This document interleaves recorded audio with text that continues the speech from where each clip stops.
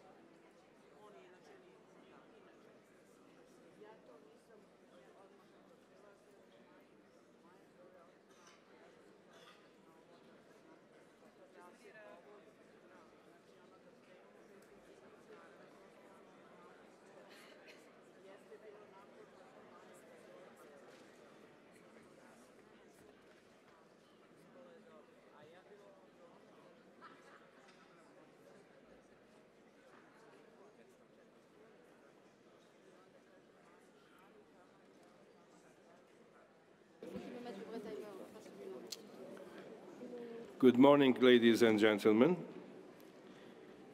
I declare open the 10th plenary meeting of the General Conference. This morning we will hear the remaining statements and thus conclude the general policy debate. Following our last speaker, I will invite the Director General to deliver her reply to the rich debate which we have had and still having over the past week and now.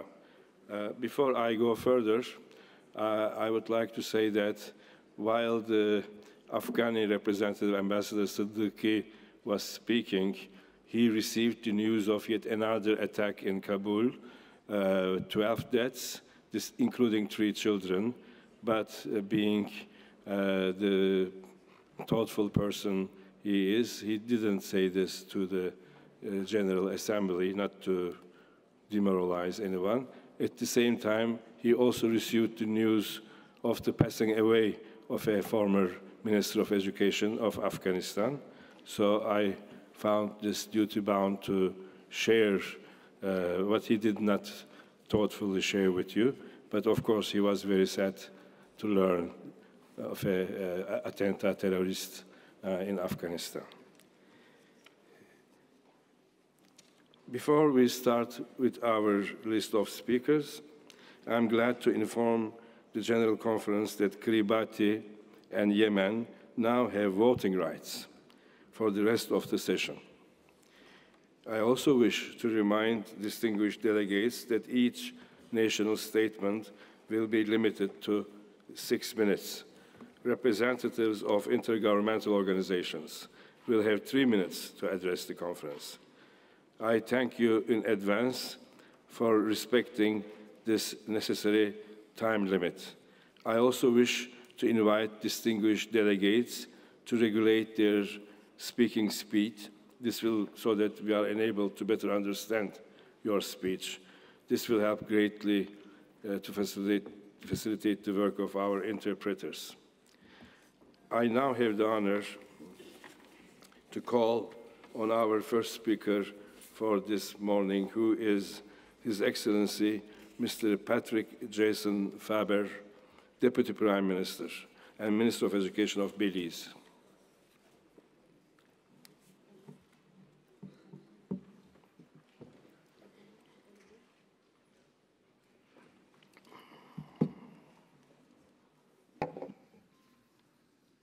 Mr. President of the General Conference, please allow me as well to salute your Vice President of the General Conference, my sister from CARICOM, the Honorable Olivia Grange, Madam Director General, Excellencies of the Honorable Ministers of Government, delegates and other distinguished persons, ladies and gentlemen. I bring you warm greetings from our beautiful Jewel in the Caribbean and Central America. It is my distinct honor to share these remarks on behalf of the government and people of Belize at a time of significant global challenges, which require consensus building towards peace and global prosperity, the very fundamentals of the UN and UNESCO. It is therefore fitting that we recommit to working with a cooperative and earnest spirit to tackle global challenges such as the climate crisis, which impacts our Belize Barrier Reef System, a UNESCO World Heritage Site. We recommit to supporting the implementation of internal national laws and practices which respect the human rights of all global citizens, embraces diversity, and affords security and prosperity for all humankind. We remain committed to supporting our youth, recognizing their role in shaping the global agenda for peace. For as long as there is no other unifying system, UNESCO's role will continue to be important, and Belize retains its operating principles. We do so with profound gratitude for UNESCO's unwavering support of Belize, especially in education, culture, and natural heritage sectors. On this occasion, then, I offer congratulations to UNESCO and all member states on the adoption of the new UNESCO Strategy for Youth and Adult Literacy, 2020 to 2025. It is aligned to SDG number 4, which speaks to the need to ensure inclusive and equitable quality education and promote lifelong learning opportunities for all. Literacy, my friends, is perhaps the most important skill set for the development of the person, community, and nation. Belize's development plan, Horizon 2030, identifies two pivotal areas impacting our development: the importance of productivity, competitiveness, and skills upgrading to overall improvements to well-being in Belize, and the need to address educational disparities that have affected the ability of the government and the private sector to reach its maximum efficiency. Both provide mandates for education. And as such, Belize continues to invest heavily in education by allocating more than 25% of the recurrent budget. And in doing so, we have three core policy objectives. Firstly, to increase equitable access to all levels of education. Secondly, to improve the quality and relevance of education at all levels. And thirdly, to strengthen governance throughout the sector with emphasis on increased accountability for student achievement. These strategic objectives are perfectly aligned with SDG 4, which calls on nations around the world to ensure inclusive and quality education for all and to promote lifelong learning. Our efforts are paying off, my friends. Belize's most recent evaluation of its sector strategy performance showed that access to all levels of education has increased from pre-primary to tertiary level and including technical and vocational education. We are not where we want to be as yet, so there is more to be done. Average repetition rate and dropout rates have decreased at all levels, but there are further reductions to be realized. The transition rate from primary to secondary school has improved, especially for children in the lowest wealth quintile, thanks to the government of Belize's poverty reduction strategies, which included high school support for the neediest children. The high school completion rates and performance on secondary school examinations have improved with a performance bonus for schools based on achievement using key quality indicators. You will find that we invest substantially on young people, recognizing their role in the development of Belize and their role in shaping the global agenda for peace. Belize joins others in welcoming the adoption of the Global Convention on the Recognition of Qualifications Concerning Higher Education, this being the world's first international agreement in higher education.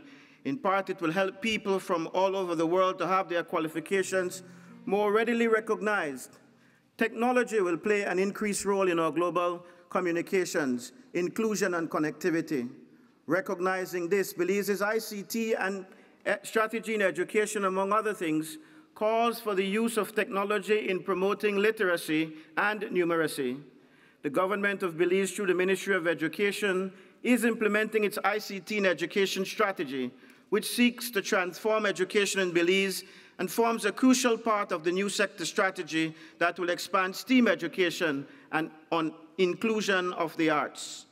Our current curriculum work is focused on ensuring that the curriculum is consistent with the work for sustainable development and that it fosters the development of the 21st century skills, and we appreciate every support that we get. The record will show that even as we look to learn from others, we also try to provide inspiration and leadership globally. My beautiful Belize provides for the world a rich natural heritage site in the form of the Barrier Reef, an exquisite coral reef ecosystem, a gift to the world. We work assiduously towards preserving it by minimizing local stresses caused by damaging practices such as offshore drilling. Belize's propensity for sustainability is a direct result of education and deep appreciation of our roles as good stewards of our environment, its resources, and this planet. In the face of challenges which have emerged as a result of our global systems, we look to lessons from the rich cultural tapestry we have woven in our little corner of the globe. We have learned that humanity stands strongest in the embrace of our diversity. It stands strongest when we can lift up and celebrate that which unites us, as well as that which makes us unique and diverse.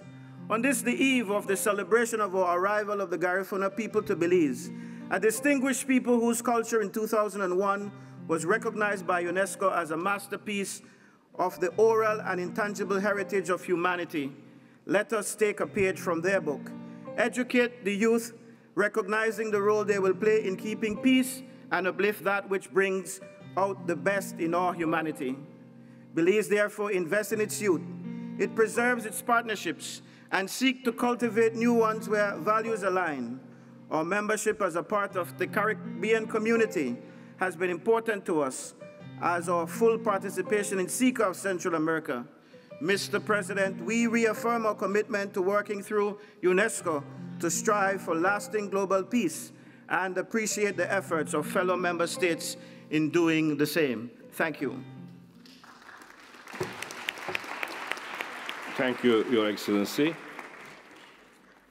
I invite His Excellency Mr. Cengiz Aydarbekov, Minister of Foreign Affairs of Kyrgyzstan.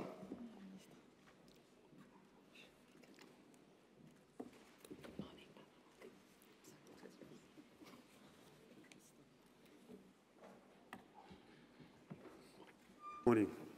Mr. President of the General Conference, Madam Director General, Excellencies, ladies and gentlemen. First of all, on behalf of the Kyrgyz delegation, I would like to extend our warm congratulations to Mr. Altay Cengizer on being elected the President of the 40th session of the UNESCO General Conference. We believe that the work of the conference will be very successful and fruitful. UNESCO plays a special role in the UN system. Today, the humanity is facing truly global challenges that pose threat to unique cultures and traditions, landscapes and ecosystems, as well as cultural and biological diversity. UNESCO's mandate facilitates the member states' contribution to achieving the 2030's Sustainable Development Goals. Since joining the UNESCO in 1992, the Kyrgyz Republic has been implementing programs in the relevant fields and made a great progress, being committed to achieving the SDGs reflected in the National Development Strategy. Currently, we are preparing a voluntary national review on SDGs, which will be presented next year to ECOSOC. Education is a strategic tool for promoting UNESCO values as part of the national strategy. The government of the Kyrgyz Republic has developed a concept of digital transformation. At the moment, digital technologies are being introduced and promoted in all spheres of education. The number of innovative schools is growing, and more than 96% of schools have access to internet. Kyrgyzstan is very interested in learning from other countries which have successfully integrated digital technologies in educational processes.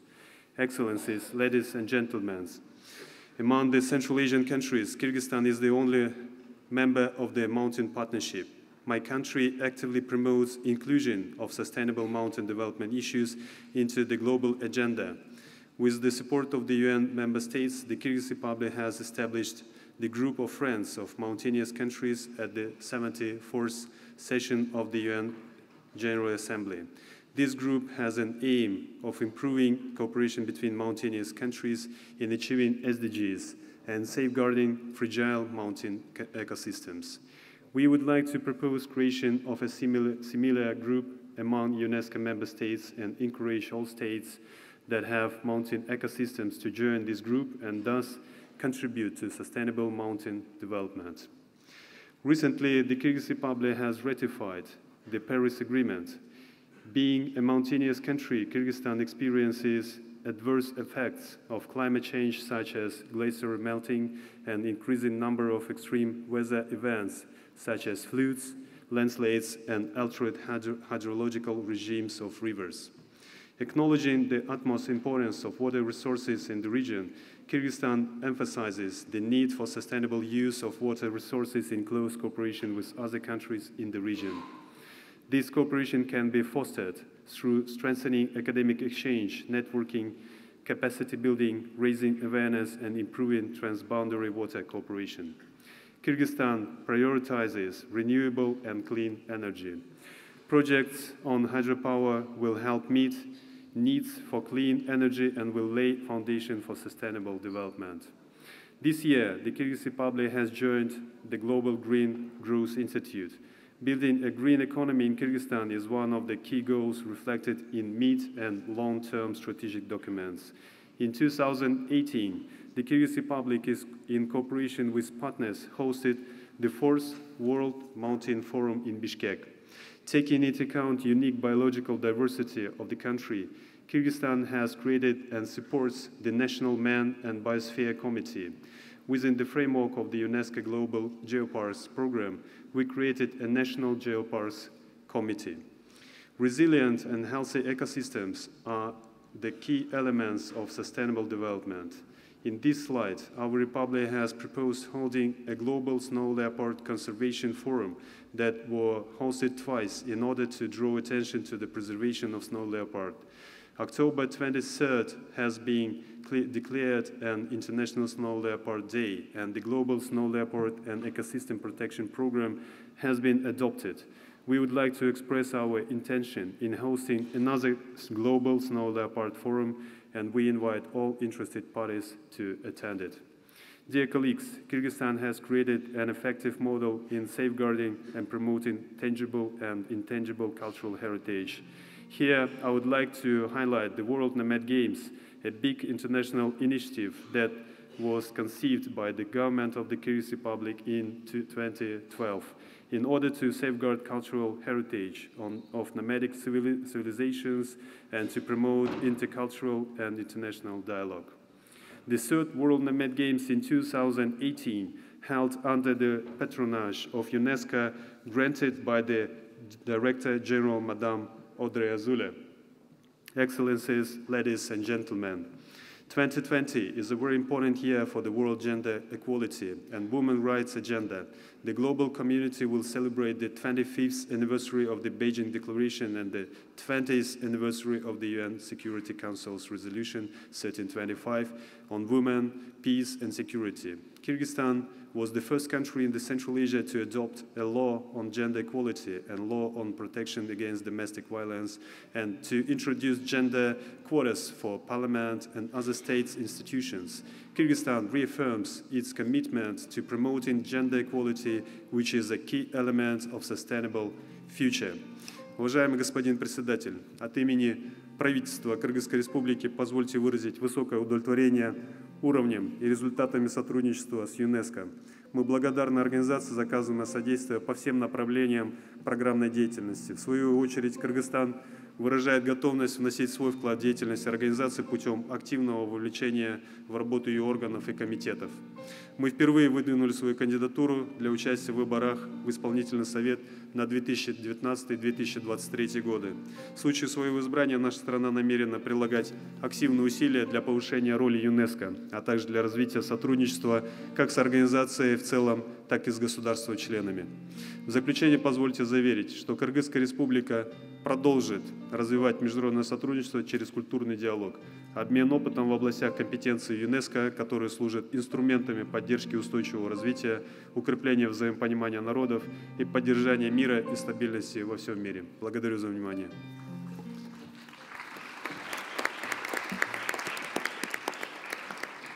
Thank you, Your Excellency. I invite His Excellency, Mr. José Grau Cabrera, Minister of Culture and Sport of Spain. Señor presidente de la Conferencia General, señora directora general, queridos colegas, me gustaría comenzar mi participación en esta conferencia general como ministro de Cultura y Deporte en representación del Reino de España, haciendo referencia a los objetivos de desarrollo sostenible. La consecución de la Agenda 2030 constituye un objetivo prioritario para España, la manera de alcanzar el mundo en el que soñamos. UNESCO tiene recomendado el liderazgo del Objetivo 4, dedicado al desarrollo de una educación inclusiva, equitativa y de calidad. Se trata de un mayúsculo y esencial cometido, pero que no debe hacernos obviar que esta organización abarca también otros ámbitos vinculados con la Agenda 2030 y que son fundamentales para su éxito. Como ministro de Cultura me gustaría hacer especial mención a este ámbito. La cultura no cuenta con un objetivo específico y desde España creemos firmemente en la necesidad de incluirla de manera más explícita en la Agenda 2030. Se trata de un elemento integrador fundamental para alcanzar el desarrollo transformador y que sirve para lograr un mundo más justo, más inclusivo y más igualitario. Es cierto que la transversalidad de las actividades culturales y creativas contribuye al desarrollo de diversos objetivos, pero para que esta contribución resalte debemos trabajar de manera coordinada. Así lo puso España de manifiesto en la Cumbre de Ministros de Cultura de Iberoamérica el pasado mes de octubre y lo reiteramos hoy en la sede de UNESCO. Por eso llamo a los miembros de la UNESCO para que, como referente del multilateralismo cultural, lidere a partir de hoy el establecimiento de las líneas de actuación concretas en las que los Estados debamos centrarnos para que la cultura integre los objetivos de desarrollo sostenible. Y llamo a los Estados, queridos colegas, para que apoyemos a la directora general también en esta tarea, fundamental para reivindicar el reconocimiento de la contribución de nuestro sector a la Agenda 2030. La transversalidad característica de la UNESCO debe ponerse de manifiesto también en aquellos objetivos vinculados con los componentes científicos, como la acción por el clima. Precisamente en relación con los objetivos 6, agua y saneamiento, y el objetivo 13, acción por el clima, permítame destacar el papel de España. El compromiso del Gobierno español se pone de manifiesto, por ejemplo, en la próxima cumbre del clima, la COP25, que comenzará el próximo 2 de diciembre en Madrid. España es un referente en la defensa y protección del patrimonio natural, con la experiencia de 49 reservas de la biosfera, primera posición a nivel mundial, y la gestión de 15 geoparques, la segunda mayor del mundo. Desarrollamos junto a UNESCO proyectos dentro de este ámbito y nos gustaría apoyar el proceso de evaluación del Programa de Ciencias de la Tierra y Geoparques que lleva a cabo la Secretaría y que confiamos sirva para fortalecerlo. La competencia de España en la defensa y protección del patrimonio natural nos ha llevado a presentar nuestra candidatura para formar parte del Consejo Intergubernamental del Programa Hidrológico Internacional. La amplia experiencia en gestión de recursos hídricos y la colaboración prestada a UNESCO para la formación de esta materia avalan nuestra candidatura. Me gustaría también aprovechar este escenario para presentar el impulso de España y Portugal, el impulso que queremos dar los dos países a la primera circunnavegación llevada a cabo por Fernando de Magallanes y Juan Sebastián Elcano, y al que nos gustaría que se uniesen otros estados vinculados. Es nuestra intención presentar una candidatura conjunta que reconozca la importancia de esta gesta para la humanidad, por su impacto educativo, científico y cultural, y contar también con el apoyo de UNESCO para recordar tan relevante hazaña. En relación con las reformas a la Constitución de UNESCO que se están debatiendo en esta conferencia general, cabe destacar que durante los casi 75 años pasados desde la firma de este documento, el diseño institucional de UNESCO ha probado ser conveniente y eficaz para abordar las misiones que se le han encomendado. Las modificaciones que se aprueben deben servir para dotar de estabilidad a la organización, al tiempo que favorezcan el compromiso de los Estados con sus objetivos y contribuyan a favorecer la responsabilidad de todos. Queridos ministros, debemos trabajar para fortalecer el Consejo Ejecutivo, aprovechando la experiencia que cada Estado puede aportar y que resulte en una secretaría técnica e involucrada con los propósitos y funciones de UNESCO. Para el bienio 2020-2021, desde España apoyamos la opción máxima de gasto y llamamos a la organización a realizar un esfuerzo para llevar a cabo un uso aún más eficiente de los recursos. En este sentido, debemos aprovechar la transformación estratégica que plantea la directora general. España se compromete a seguir contribuyendo también con recursos extrapresupuestarios que sirvan para el desarrollo de proyectos de interés común como el ya aprobado de indicadores temáticos de la cultura para la Agenda 2030. Permítanme, queridos colegas, hacer referencia al Comité del Patrimonio Mundial y que tenemos que revisar y mejorar su sistema. España está firmemente comprometida con el multilateralismo activo, también en el ámbito de la educación, la ciencia y la cultura. Creemos que el camino al futuro pasa por una colaboración entre Estados y para eso es imprescindible el papel que desempeña esta organización por la que todos debemos velar y a la que todos debemos apoyar. Muchas gracias.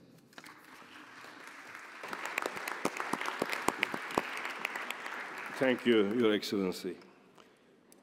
The next speaker is Her Excellency Mrs. María Julia Muñoz, Minister of Education and Culture of Uruguay.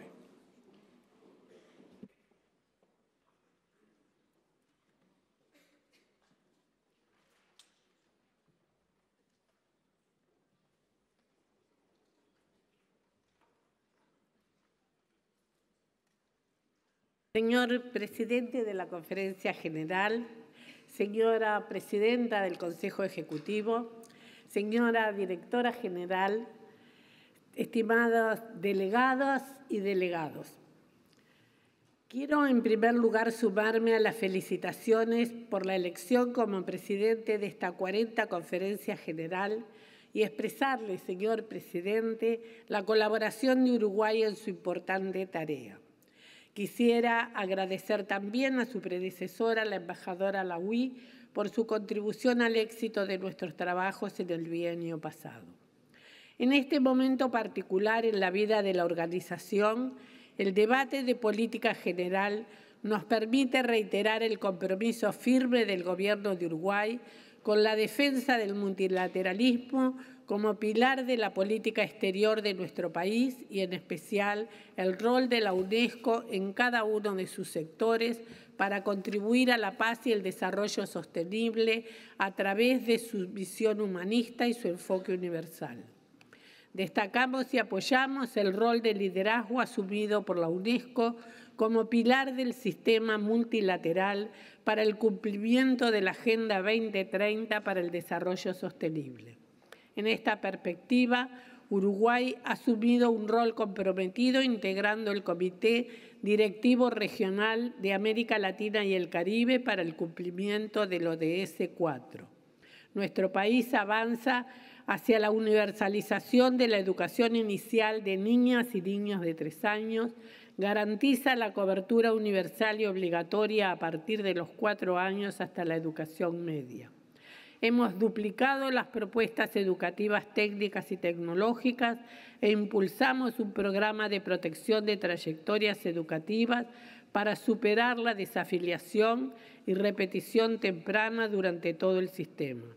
Se creó la Universidad Tecnológica y se descentralizó la estructura universitaria pública. Quiero destacar además que Uruguay acompaña el proceso del convenio de reconocimiento de estudios, títulos y diplomas de educación superior en América Latina y el Caribe y la Convención Mundial para el Reconocimiento de las Calificaciones de la Educación Superior de la UNESCO. Estamos convencidos que el derecho humano a la educación integral implica tener acceso a la educación en su propia lengua. Señor Presidente, más de 70 años han pasado del acto fundacional de la UNESCO y hoy el siglo XXI nos invita a pensar juntos en todos los derechos humanos y en las nuevas prioridades estratégicas para la construcción permanente de la paz, para erradicar la pobreza, para generar procesos de igualdad de oportunidades y alcanzar el desarrollo sostenible para nuestros pueblos, legado irrenunciable a las nuevas generaciones. Comprometidos en este desafío de la comunidad internacional, a fines de 2018 tuvimos el honor de organizar, en el marco del 70 aniversario de la Declaración Universal de los Derechos Humanos, una reunión regional de las Comisiones Nacionales de Cooperación con la UNESCO de América Latina y el Caribe, arribando allí a importantes conclusiones que fueron puestas en conocimientos como aporte para la reflexión permanente de la UNESCO. En materia de derechos humanos, la paridad de género continúa siendo un reto en la mayoría de nuestros países. A la discriminación de género, un problema que debemos seguir luchando denodadamente y durante todos los días, destaco especialmente las políticas públicas que vinculan la cultura al desarrollo integral de los pueblos. Y por esta razón reiteramos la firme condena a los actos de destrucción del patrimonio mundial de la humanidad que constituyen en todo sentido una pérdida irreparable. A nivel de la política científica, mi país ha hecho un esfuerzo muy grande para fortalecer la institucionalidad, creando una Secretaría Nacional y una Agencia Nacional de Investigación e Innovación para el desarrollo productivo del territorio y para la sostenibilidad del medio ambiente. La mujer en la ciencia ha sido otro de los desafíos clave y participamos activamente del programa SAGA de la UNESCO. El trabajo del sector de las ciencias naturales, de la inteligencia artificial, ha sido fundamental en nuestro desafío. Uruguay integra el Consejo Ejecutivo de la COI para la Ciencia de los Océanos. Garantizar el derecho universal al conocimiento científico debe ser un tema fundamental para esta organización. Señor presidente, el esfuerzo de cada uno de los Estados parte de la organización nos alienta a reafirmar el respaldo que Uruguay otorga a la red de oficinas fuera de la sede.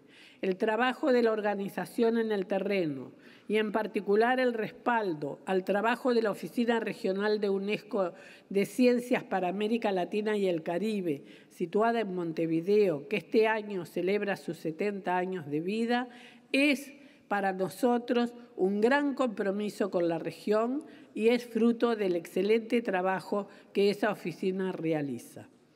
Señor presidente, el doctor Tabaré Vázquez expresó en la Asamblea General de Naciones Unidas que el desarrollo es un proceso multidimensional y dinámico para el bienestar de cada uno y la prosperidad de todos. Crecimiento y desarrollo están vinculados, pero no son lo mismo. En esa visión integral del desarrollo, mi país promueve el concepto de desarrollo en transición, que contempla a países que, como Uruguay, han superado el umbral de renta media, pero aún enfrentan muchos desafíos para el desarrollo sostenible. Necesitamos un sistema de cooperación internacional sin exclusiones, que no deje a nadie atrás. Uruguay respalda el proceso de transformación estratégica de la UNESCO. Es candidato al Consejo Ejecutivo 2019-2023 y a través de la membresía de este Consejo Ejecutivo deseamos contribuir a lograr los nobles objetivos de esta organización y a representar a la región de América Latina y el Caribe, subrayando el valor insustituible del diálogo y la promoción del Consejo para forjar un mundo más justo, solidario, inclusivo, sostenible y en paz. Muchísimas gracias.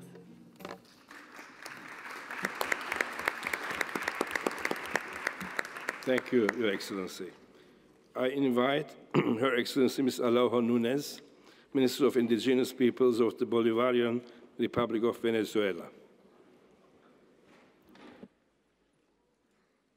Señor Presidente de la Conferencia General, señora Directora General de la UNESCO, señoras y señores, tengo el honor de dirigirme a ustedes en nombre del Gobierno de la República Bolivariana de Venezuela y del presidente Nicolás Maduro, para transmitir en primer lugar un saludo de paz, amistad y solidaridad a todos los pueblos del mundo y muy particularmente a los pueblos indígenas, siendo este el Año Internacional de las Lenguas Indígenas y siendo yo una de las pocas autoridades a nivel mundial que tiene el privilegio de estar al frente de un ministerio dedicado exclusivamente a los pueblos indígenas.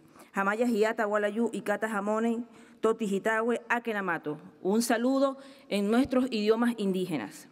Señoras y señores delegados, mi gobierno desea en primer lugar felicitar la elección de su excelencia Altai Senhiser como presidente de la 40 Conferencia General y manifestarle nuestro apoyo y deseos de éxitos en la construcción de un espacio de armonía para las importantes discusiones que se adelantarán en los próximos años bajo su liderazgo.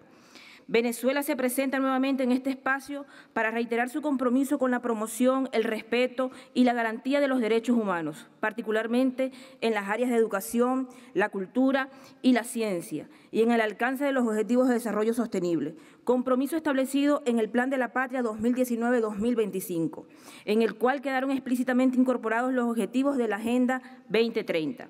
Es público y notorio que las sanciones impuestas por el Gobierno de Estados Unidos contra Venezuela han afectado significativamente el desempeño sociocultural de nuestra patria, impidiendo en muchos casos la importación de insumos médicos, alimenticios, culturales y educativos para la población. Los más de 5.500 millones de dólares hoy bloqueados en la banca internacional son un vivo ejemplo de cómo el amargo rostro del imperialismo pretende acabar con la revolución bolivariana mediante una asfixia financiera. Esta penosa coyuntura ha provocado por primera vez que Venezuela, como miembro fundador de la UNESCO, no esté en capacidad de pagar sus cuotas y contribuciones para seguir financiando los grandes proyectos de esta organización. Agradezco enormemente el apoyo unánime de esta conferencia general para que mi país haya podido preservar su derecho a voto y todos los inherentes como miembro pleno de la UNESCO, lo cual nos obliga a ser todavía más firmes en la denuncia de la hegemonía y más proactivos en la defensa de los brutales de los baluartes de la paz, la educación, la cultura, la comunicación.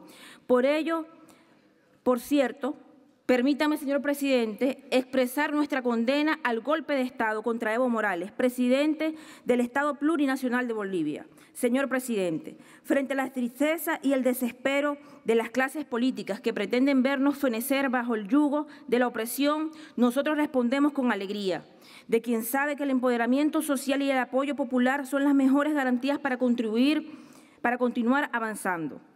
En materia de educación básica, por ejemplo, en el año 2019 se produjo un incremento del 7,26% en la matrícula escolar y en el campo de la educación universitaria la matrícula se incrementó en 5% respecto al año 2017.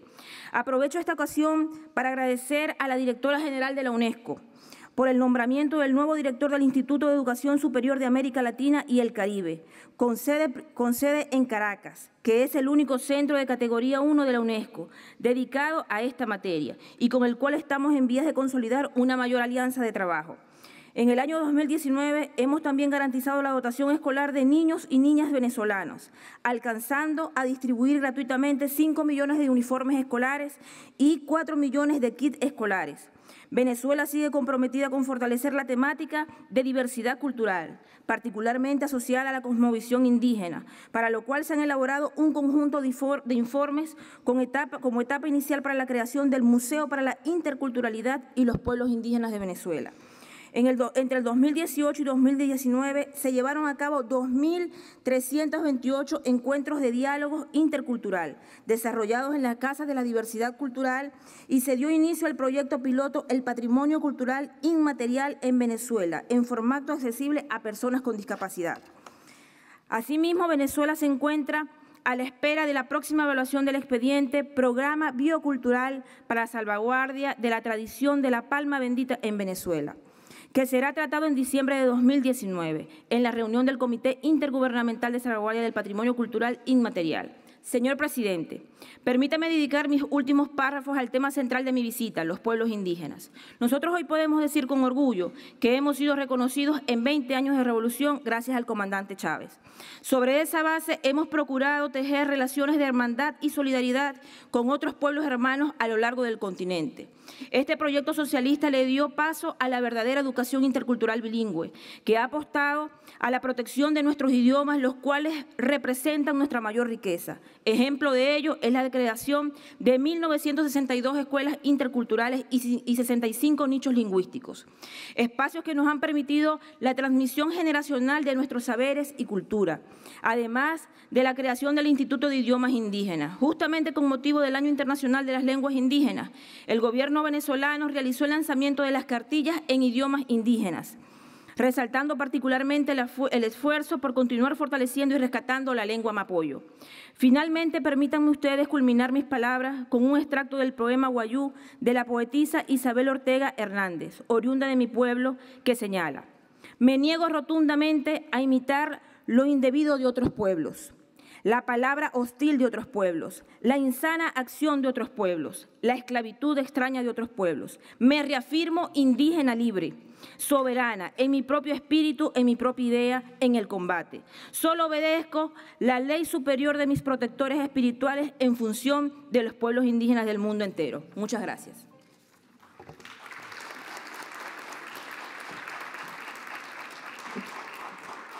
Thank you, Your Excellency. I invite Her Excellency, Mrs. Noura Al-Kaabi, Minister of Culture and Knowledge Development of the United Arab Emirates.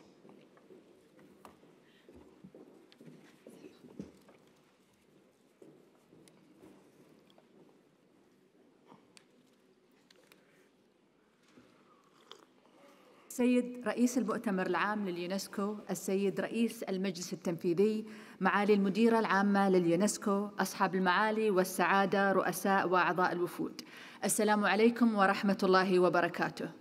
يسرني في بداية كلمتي أن أتقدم لكم بوافر التحية والتقدير، ويشرفني أن أنقل لكم تحيات قيادة دولة الإمارات العربية المتحدة وتمنياتنا لأعمال المؤتمر العام لليونسكو بالتوفيق والنجاح. يمثل التواصل والحوار بين الدول والمؤسسات عاملاً أساسياً في فهم الآخر والتنسيق لخدمات المجتمعات. أدعو الدول الأعضاء لتبني المنصات التي تفتح آفاقاً جديدة للحوار، وأغتنم هذه الفرصة لأشكر جميع الدول الأعضاء التي قدمت فرصاً لتبادل الأفكار، وهو ما يتماشى مع التزام ومبادئ الإمارات بالتعاون المتعدد الأطراف. كما أشكر منظمة اليونسكو على إدراكها لهذه الحاجة من خلال عقد 3 منتديات على هامش هذا المؤتمر. تؤمن الإمارات بأهمية تسخير التقنيات المتقدمة في خدمة الإنسان، فقد كانت الإمارات أول دولة في العالم تعين وزيراً للذكاء الاصطناعي، وأود هنا أن أشيد بجهود اليونسكو وتركيزها على هذا الموضوع، ونتطلع إلى العمل معاً في المسائل المتعلقة بأخلاقيات الذكاء الاصطناعي. تدعم دولة الإمارات مبادرة التحول الاستراتيجي لليونسكو، ونؤكد على أهمية تلبية احتياجات الأشخاص الذين نخدمهم في مجالات التربية والثقافة والعلوم. يعد التقييم العلمي والموضوعي للاحتياجات وقياس أثر المبادرات بعد تنفيذها وإبراز مجالات التحسين أمراً ضرورياً. تتفق دولة الإمارات مع منهجية اليونسكو في اختيار بعض المجالات ذات الأولوية، إذ أن التركيز على المبادرات يجعل التنفيذ أسهل. لذلك نؤيد موقف الدول الأعضاء التي دعت إلى تبسيط عمل وإجراءات اليونسكو. حققت دولة الإمارات خطوات في القطاع التعليمي بفضل جهود وزارة التربية والتعليم، وحددنا بعض المجالات المستقبلية المهمة مثل الاستثمار بالتعليم في مرحلة الطفولة المبكرة، والاستمرارية بين التعليم والتوظيف، وتوفير أشكال بديلة للتعليم، ودمج التكنولوجيا في التعليم، وتوفير فرص تدريبية هادفة للشباب، وتأسيس منظومة متكاملة للبحث العلمي. تلتزم دولة الإمارات بتحقيق أجندة الأمم المتحدة 2030، ونؤكد التزامنا لدعم تحقيق الهدف الرابع. وأود الإشارة هنا إلى أن مؤسساتنا الوطنية قد وصلت إلى ملايين الأطفال في جميع أنحاء العالم لتوفير الدعم في مجال التعليم، ويمكن لليونسكو الاستفادة من الدعم السخي لهذه المؤسسات وضمان تنفيذ جهود موجهة وفعالة ومستدامة. أما ثقافياً فأود أن أشكر اليونسكو على إطلاقها مشروع إحياء روح الموصل، وإتاحة الفرصة لنا للمشاركة في هذا المشروع الطموح من خلال تعاوننا لإعادة إعمار الجامع النوري ومنارته الحدباء وكنيستي الطاهرة والساعة. إن هذا المشروع يتجاوز معناه العمراني ليحمل رسائل التزام الإمارات بدعم أشقائنا في العراق. يتم تحديث قواميس اللغة الإنجليزية سنوياً، ولكن لم يتم تحديث قواميس اللغة العربية منذ عقود، وهناك 420 مليون شخص يتحدثون العربية في العالم، وهو ما يفرض تحدياً عالمياً على اللغة العربية. دفع هذا دولة الإمارات إلى العمل على مشروع تقرير حالة اللغة العربية ومستقبلها، وسنقدم التوصيات اللازمة قريباً. ندعوكم لتكونوا شركاء معنا في هذا المشروع. كما ندعو اليونسكو لاستكشاف أوجه التعاون مع المنظمات الإقليمية مثل ISESCO والأليكسو وحتى الدول الأعضاء لتوفير حلول لغوية تؤدي إلى الشمولية وتعزيز مشاركة الجميع في برامج اليونسكو. بدأت اليونسكو في إجراء نقاشات حول الصناعات الثقافية والإبداعية وتعليم الفنون، وهو ما يمثل تحولاً مهماً، وذلك نظراً لأهمية هذه الصناعات كمحرك اقتصادي قادر على المساهمة في مسيرة التنمية وتطوير سبل العيش للمجتمعات، وهي نقطة تحت الأولوية على أجندتنا. نود أن ندعو اليونسكو إلى زيادة اهتمامها تجاه البيئات المختلفة الخاصة ببرنامج التراث العالمي. فالخيام والمباني الطينية في الصحراء ليست كالمباني الحجرية التي يمكن أن تبقى صامدة لآلاف السنين، فالتراث والتاريخ بمختلف أشكاله وبيئاته له الحق في أن يلقى الاهتمام في برامج اليونسكو. تحمل العلوم الأمل لكثير من التحديات الحالية والمستقبلية، ومن الضروري أن تنتقل العلوم من الجانب النظري إلى البحث التطبيقي. ونقدر أيضاً الخطوات التي اتخذتها اليونسكو في مجال التغيير المناخي، وسنعمل معكم في تعزيز هذه المبادرات. تفتخر الإمارات بأن نكون أحد أكبر المانحين لليونسكو، وهو ما يعكس قيم والتزامات دولتنا. كما نفخر بإطلاق عام التسامح على عام 2019 لإعادة التأكيد على قيم التعايش والاحتفاء بالتنوع والحوار بين الثقافات، وهي قيم أساسية في اليونسكو. نتطلع إلى أن نحتفل جميعاً بهذه القيم وبناء جسور التواصل نحو المستقبل في معرض إكسبو 2020 في دبي، والذي يعد دليلاً على أن عالمنا مترابط، ويتوجب علينا العمل معاً لبناء المستقبل الذي يستحقه الجيل القادم. والسلام عليكم ورحمة الله وبركاته. Thank you. I invite His Excellency Dr. Amon Murvira, Minister of Higher Education and Tertiary Education of Zimbabwe.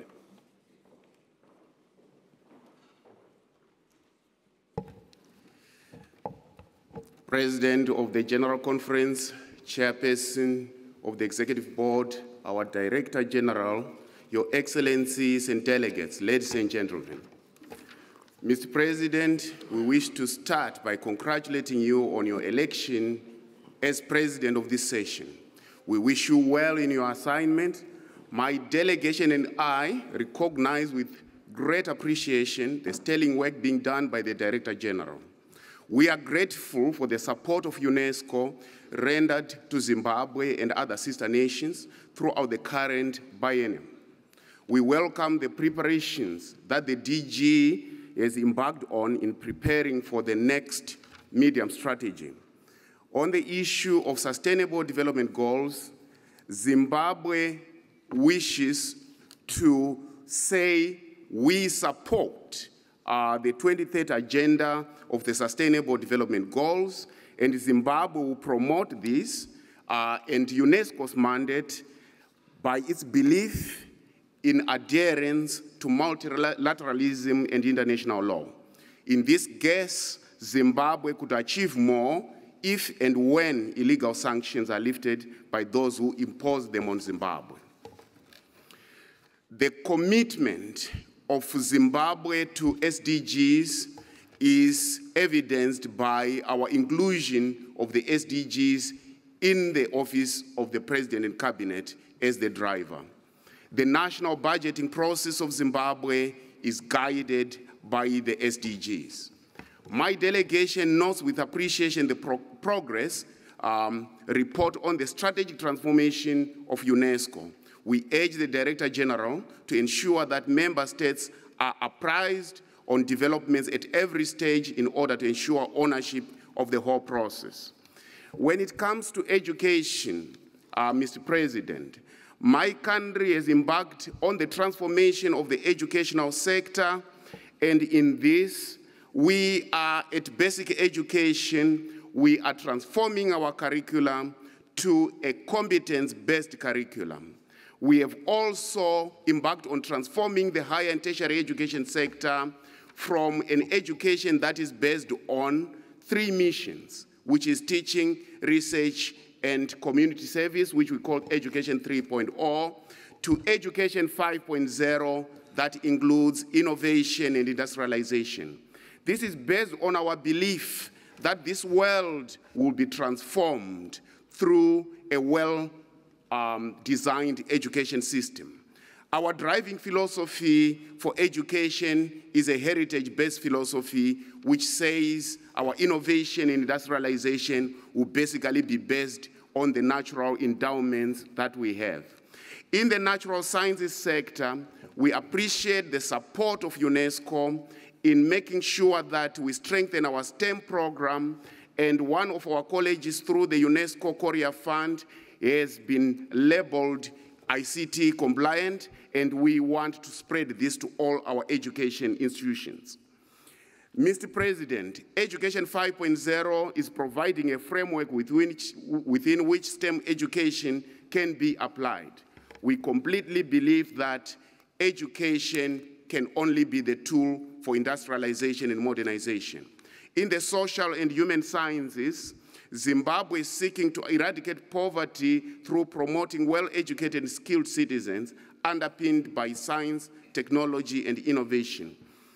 Mr. President, sir, support is therefore needed in the area of scientific research so that we move forward. In the area of culture, Mr. President, Zimbabwe has a strong and diverse cultural base to provide for strong and competitive cultural industries. Therefore, we wish to continue working on this with the support of UNESCO. In areas of communication and information communication are central to building a knowledge-based society, and we wish to have continued support in this area. Zimbabwe hosts the regional office for Southern Africa, and we want to assure you that the government of Zimbabwe will provide the strongest support to UNESCO so that it can achieve its mandate in the region. Mr. President, in conclusion, more collaboration efforts are required to strengthen UNESCO capacity through exploring alternative resources and partnerships. UNESCO field offices in particular, the one in Southern Africa, is doing all it can to promote UNESCO activity. In conclusion, Zimbabwe assures its unwavering support to UNESCO. It is my delegation's hope that the decision on 3 proposals to amend the Constitution will be based on consensus. I thank you. Thank you, Your Excellency. The next speaker is Her Excellency Mrs. Maria Elena Córdova, Vice Minister of Cultural Heritage and Cultural Industries of Peru.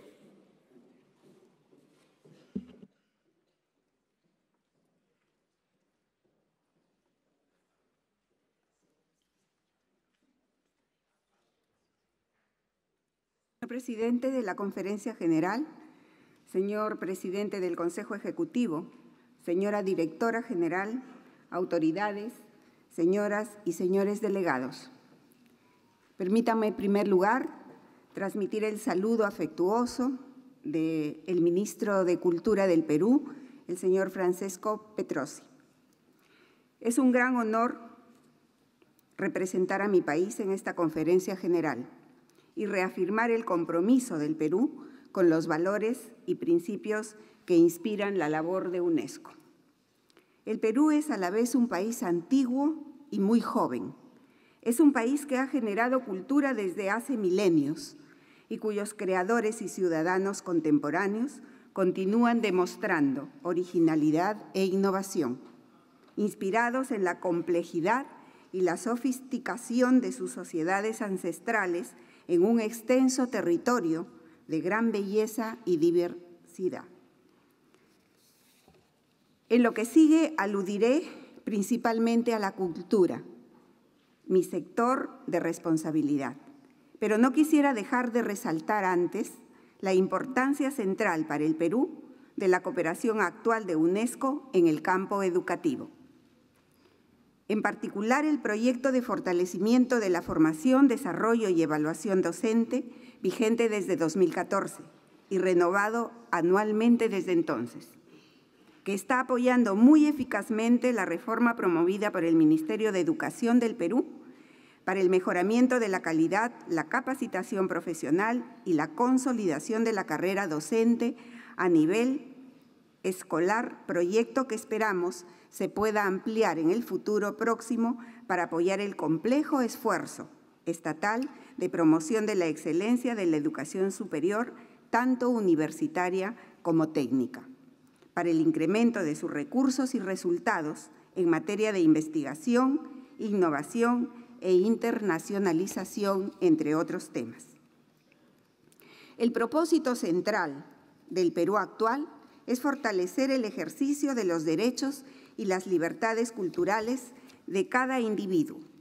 El Ministerio de Cultura y el Estado en su conjunto están empeñados en incrementar la participación de la población en la vida artística y creativa, en incentivar la producción, gestión y promoción de nuevos contenidos culturales, en fortalecer la gestión integral y sostenible de nuestro vasto patrimonio material e inmaterial, y en incentivar la valoración y la transmisión de las memorias locales, regionales y comunitarias, garantizando los derechos de todos los grupos étnicos, culturales y alentando el respeto a nuestra gran diversidad cultural y lingüística.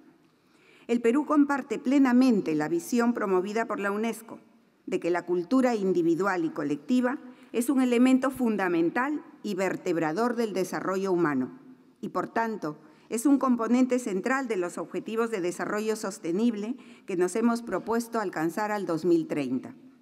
Apreciamos la presencia en Perú de una oficina de UNESCO, cuya sede se aloja en el Ministerio de Cultura y que ha venido acompañando intensas jornadas de nuestro trabajo para el cumplimiento de propósitos comunes. En ese sentido, reafirmamos nuestro compromiso con la organización para la protección del patrimonio cultural, reflejado en programas y acciones intensivas para cautelar y gestionar, a menudo con altos riesgos y costos, los bienes del patrimonio cultural, naturales y mixtos de valor universal excepcional que el Perú tiene inscritos en la lista del Patrimonio Mundial. Quisiera destacar, por ejemplo, las acciones realizadas sobre nuestro último bien registrado, el Capac Ñan, el Gran Camino Inca, en cuyo manejo se alienta un acceso democrático al uso y disfrute del patrimonio a través de la investigación, la conservación y la puesta en valor del bien, otorgando a la ciudadanía un papel activo y participativo que fortalece las identidades, fomenta la interculturalidad y genera calidad de vida y desarrollo económico. Asimismo, deseo resaltar que el Perú viene implementando una metodología de gestión piloto de postulación a la lista indicativa, a través de procesos de consulta comunitaria novedosos y únicos en América Latina por ahora.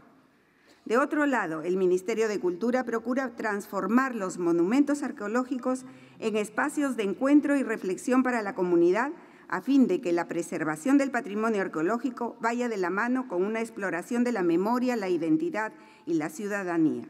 También estamos procurando renovar nuestros modelos de gestión cultural del territorio, alentando de manera inclusiva la innovación, las nuevas tecnologías y el emprendimiento y la promoción de industrias culturales, tanto en zonas arqueológicas como centros históricos patrimoniales. En ese contexto, apoyamos la incorporación de sitios arqueológicos e históricos del Estado en programaciones de museos abiertos, con un enfoque inclusivo y seguro, brindando servicios de calidad y una oferta cultural diversa.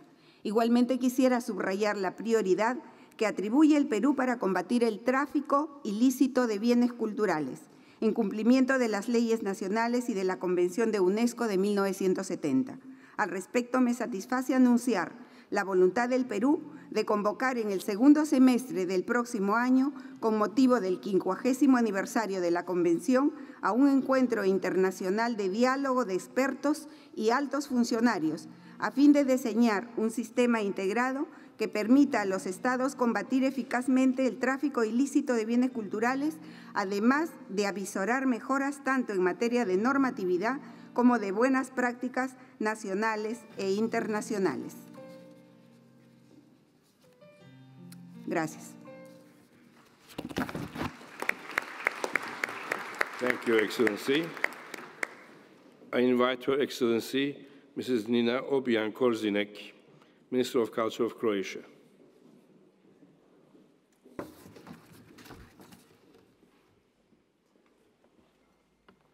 distinguished Director General, Mrs. Azoulay, distinguished President of the General Conference, Mr. Chenzinger, distinguished heads of delegations, ladies and gentlemen, it is my honor to attend the 40th session of the General Conference of UNESCO and wish all delegations successful deliberations. Mr. President, allow me to congratulate you for being elected the President of this General Conference. Today, on 18th November, Croatia commemorates the victims of Vukovar, as well as all victims, civilians and soldiers killed during the Homeland War. Our recent experience, when we were forced to defend our country as well as our cultural heritage, reminds us how important it is to work on building peace, promoting tolerance, and enhancing international solidarity, all principles and values that UNESCO stands for. This is why we are committed to share our expertise in post-war reconstruction of cultural heritage and assist wherever possible with the protection of endangered heritage. The Republic of Croatia will support UNESCO's major efforts in the reconstruction of the spirit of Mosul in Iraq that was announced earlier this year by our Prime Minister.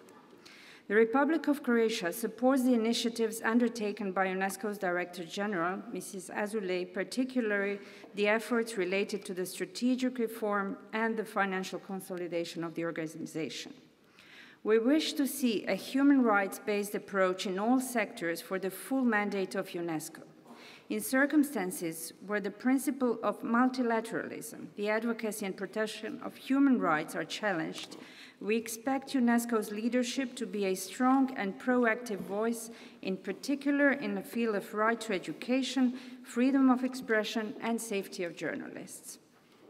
Along with other ministerial and high-level meetings, we congratulate you for organizing the Forum of Ministers of Culture and are looking forward to the discussions tomorrow on the important contribution that culture gives to sustainable social and economic development in accordance with the 2030 Agenda. We particularly welcome youth inclusion and empowerment as one of the main transversal issues of this General Conference. Croatia continues to promote art and cultural education through a major UNESCO project, World Heritage in Young Hands. And last year, the Croatian Commission has hosted in Zadar the European Youth Forum, which gathered young professionals with the aim to promote education on World Heritage.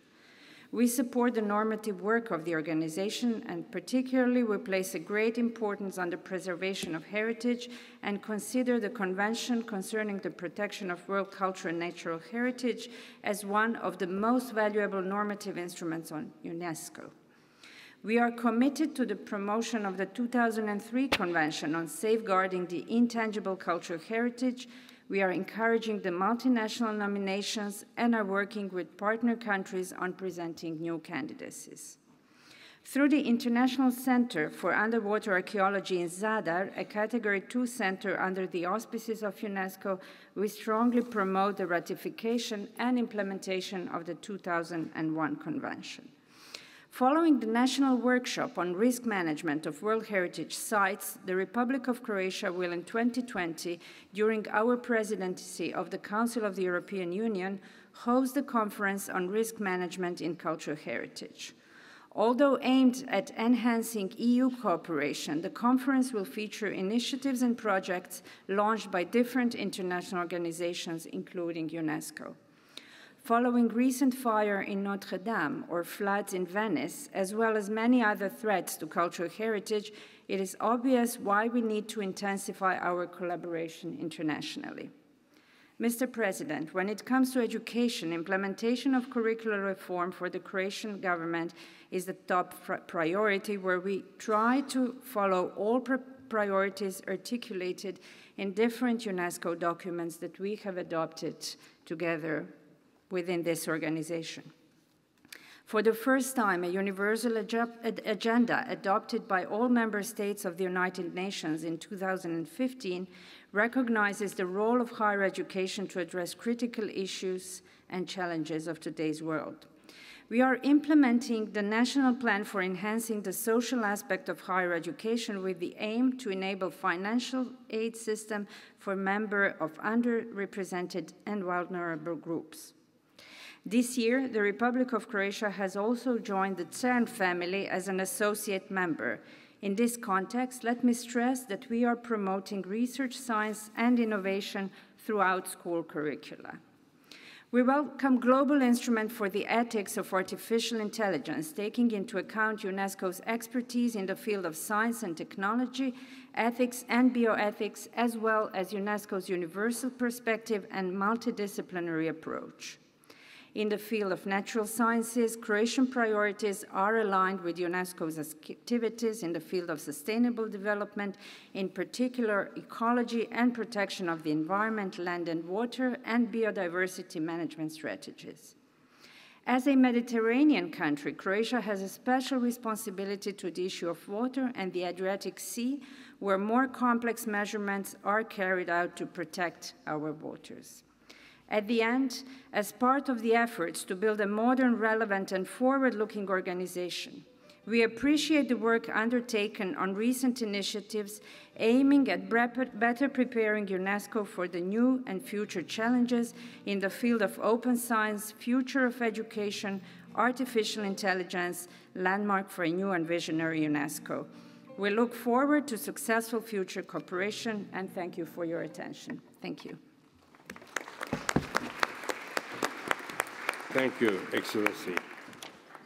I invite His Excellency Mr. Eduardo Selman Hasbun, Minister of Culture of Dominican Republic.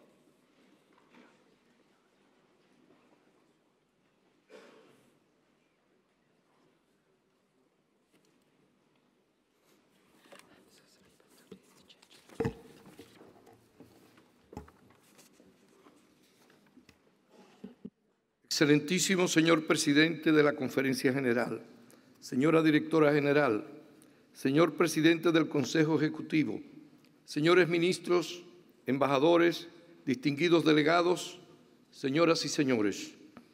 Ante todo, un cordial saludo a nombre de mi país, República Dominicana, y del mío propio. Señor presidente, permítame felicitarlo calurosamente por su elección de esta 40ª Conferencia General. Aprovecho para ratificar nuestro apoyo a la tarea de la UNESCO en la construcción de una conciencia basada en los principios de igualdad, paz, solidaridad, respeto a la diversidad y cooperación entre los pueblos. Iniciamos nuestra disertación reafirmando que la República Dominicana tiene un sólido compromiso con el cumplimiento de la Agenda 2030. Reflejo de esto es que nuestra Estrategia Nacional de Desarrollo cuenta con una alineación del 72% con las metas de los Objetivos de Desarrollo Sostenible. Desde el año 2016, el Gobierno dominicano cuenta con la Comisión Interinstitucional de Alto Nivel para el Desarrollo Sostenible, que tiene como función principal la implementación de la Agenda 2030 a través de las políticas públicas reflejadas en los instrumentos de planificación. En el año 2018, el Estado dominicano presentó su primer informe voluntario sobre los Objetivos de Desarrollo Sostenible. En el campo de la educación, el Gobierno de la República Dominicana continúa enfocado en esfuerzos a proveer una educación de calidad para todas las personas. Con la colaboración de la UNESCO, trabaja en fortalecer la alfabetización mediática e informacional de docentes, como vía para promover en toda la sociedad el uso ético, responsable y eficaz de las tecnologías de la información y la comunicación en la construcción del conocimiento. Igualmente se enfoca en la promoción de la educación para el desarrollo sostenible en las escuelas y las comunidades, lo que involucra forjar capacidades para la ciudadanía global, desarrollar mayor resiliencia ante los efectos del cambio climático y prevenir la violencia escolar, entre otros temas. Con satisfacción comparto con ustedes que el Plan Nacional de Alfabetización Quisqueya Aprende Contigo, iniciado en el año 2012 y que ha contado durante estos 7 años de ardua labor con el acompañamiento de esta organización, realizará en enero 2020 en Santo Domingo una celebración por motivo de que el país alcanzó la meta de reducir el analfabetismo a menos del 5% de la población. para cuya ocasión el presidente Danilo Medina ha invitado formalmente a la directora general, señora Audrey Azoulay, de quien contamos tener el honor de su presencia. Desde hace 7 años, el gobierno dominicano ha mantenido su firme compromiso de invertir el 4% del presupuesto del Producto Interno Bruto en la educación preuniversitaria, pasando de 58.000 millones en 2012 a 170.570 millones en el 2019. Este esfuerzo ha permitido que más de 333.289 alumnos hayan sido formados en ciencias, tecnología, robótica, además fortaleciendo la implementación del programa de alimentación escolar. En cuanto a la implementación de la infraestructura escolar, hoy contamos con 20.000 aulas adicionales para un total de 47.000 habilitadas en centros educativos públicos.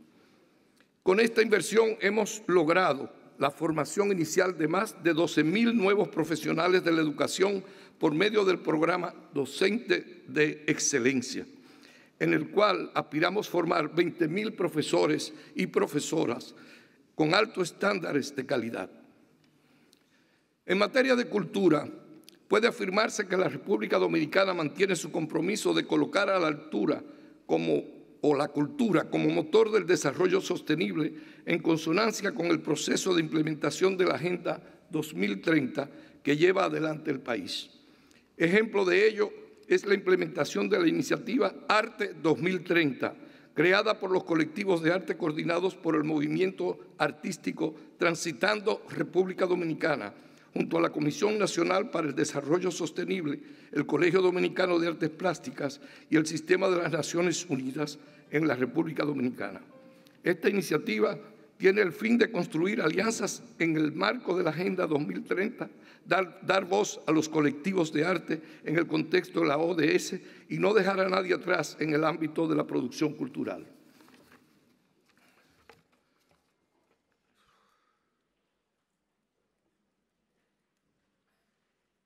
El Ministerio de Cultura trabaja además por fortalecer la enseñanza artística en el país. Por ello, ha contratado a un nutrido grupo de profesores especialistas en las diversas ramas de las artes para impartir enseñanza artística, tanto en las escuelas de bellas artes existentes en el país como en aquellas que serán instaladas en los municipios cabecera de las provincias como parte del compromiso del Gobierno con desarrollo cultural de la República Dominicana. Esta iniciativa ha permitido una importante cooperación intersectorial, particularmente con el Ministerio de Educación. Igualmente relevante es el Sistema Nacional de Escuelas Libres, dedicado a la creación en comunidades suburbanas y de bandas musicales infantiles y juveniles, así como escuelas de artes escénicas y otras manifestaciones artísticas, haciendo gala de un modelo de formación que ha sido reconocido por los ministros de Cultura de la Coordinación Educativa y Cultural Centroamericana del Sistema de Integración Centroamericana.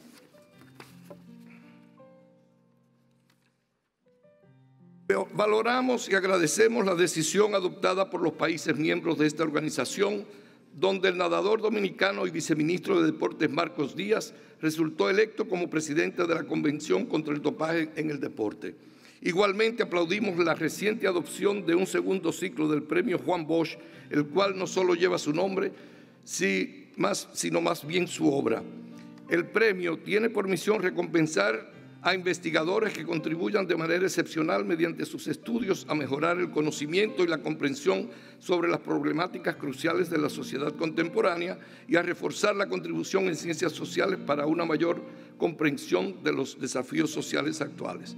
Aprovecho la ocasión para expresar nuestro reconocimiento al apoyo que brinda la Oficina Regional de Cultura para América Latina y el Caribe de la UNESCO y de representación para nuestro país, extendiéndole con antelación nuestra felicitación por el cumplimiento del 70 aniversario de su creación a celebrarse en febrero 2020.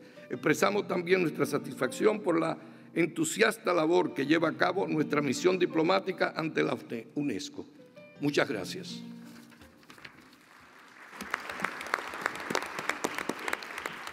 Thank you, Excellency. I invite His Excellency, Mr. Juan Salazar Sparks, Ambassador, Permanent Representative of Chile to UNESCO, on behalf of the Minister of Culture, Arts and Heritage of Chile.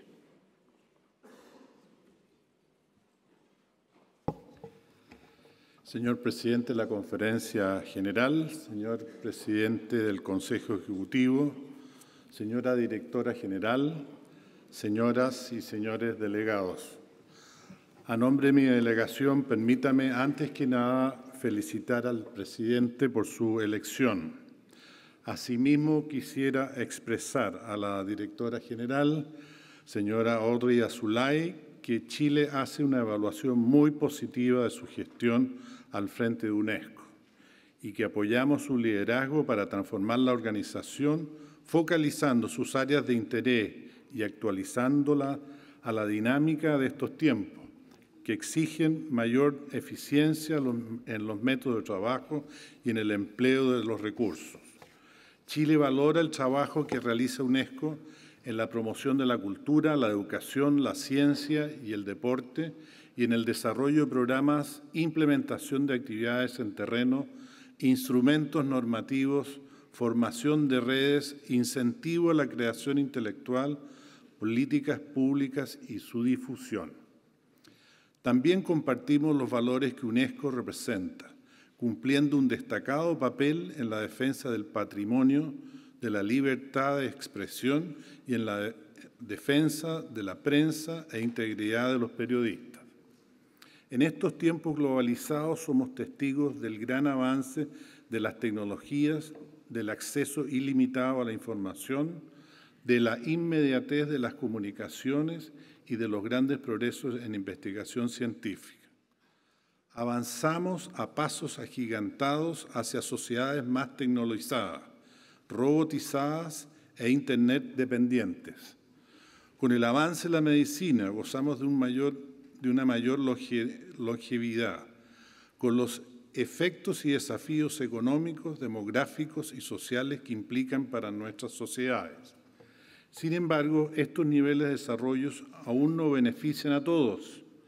A nivel mundial, regional y local, nos vemos confrontados periódicamente por crisis humanitarias y pandemias, y no hemos logrado erradicar la miseria, la pobreza y el analfabetismo, por mencionar algunos de los flagelos más terribles.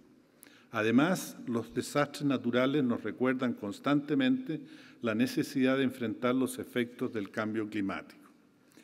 En los últimos años hemos sido testigos del recrudecimiento de guerras y el resurgimiento bajo nuevas formas del terrorismo. Estos fenómenos de violencia han golpeado cruelmente a sociedades, dejando tras de sí muerte y destrucción. Al mismo tiempo, han generado una ola de refugiados que escapa de sus países de origen en busca, sobre todo, de seguridad. Además, esta violencia ha provocado la destrucción de sitios patrimoniales, la supresión de elementos de la cultura inmaterial y la pérdida de escuelas y otras infraestructuras culturales y educativas. Señor Presidente, para Chile el sistema multilateral es un elemento central para la paz, la estabilidad y el desarrollo internacionales, y este solo se fortalece siendo fieles a los principios de democracia y respeto y protección de los derechos humanos. La Agenda 2030 y los Objetivos de Desarrollo Sostenible nos marcan una pauta clara para trabajar hacia un mundo mejor. Estamos convencidos que el bienestar debe ser para todos y todas, sin dejar a nadie atrás. No obstante, al mismo tiempo que avanzamos hacia un mundo interdependiente, vemos cómo resurgen cuestionamientos al sistema multilateral, provenientes de países que voluntariamente se restan a estos esfuerzos cooperativos. En este sentido, Chile reitera su compromiso con la diplomacia multilateral y su fortalecimiento, teniendo en cuenta que hoy tenemos ciudadanos y una sociedad civil más empoderados que exigen un multilateralismo menos retórico y más enfocado en su efectividad en terreno. Por esa convicción, Chile apoya el proceso de reforma del sistema de Naciones Unidas que impulsa el secretario general Antonio Guterres en sus tres pilares: desarrollo, arquitectura de la paz y seguridad y gestión. En este mismo sentido, resulta coherente e imperativo revitalizar el sistema multilateral en su conjunto y ciertos organismos en especial. Al respecto, compartimos la visión de la directora general de liderar a la UNESCO hacia una transformación estratégica que responda a las necesidades y desafíos actuales. Transformar a la UNESCO es un instrumento más ágil, eficiente y eficaz es un desafío ambicioso y reconocemos la valentía y el liderazgo de la directora en dicho esfuerzo.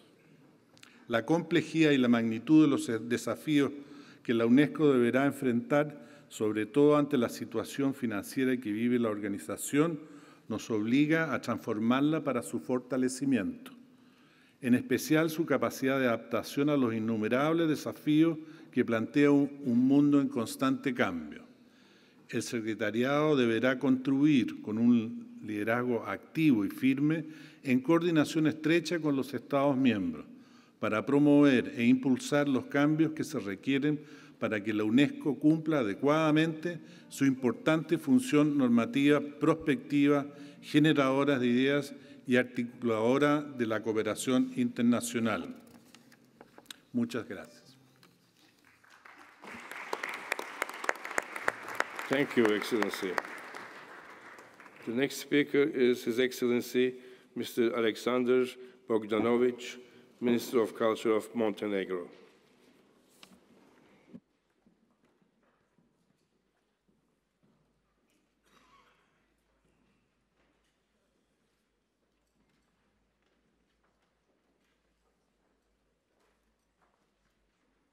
Esteemed President of the General Conference, President of the Executive Board, esteemed Director General, Your Excellencies, delegates, ladies and gentlemen.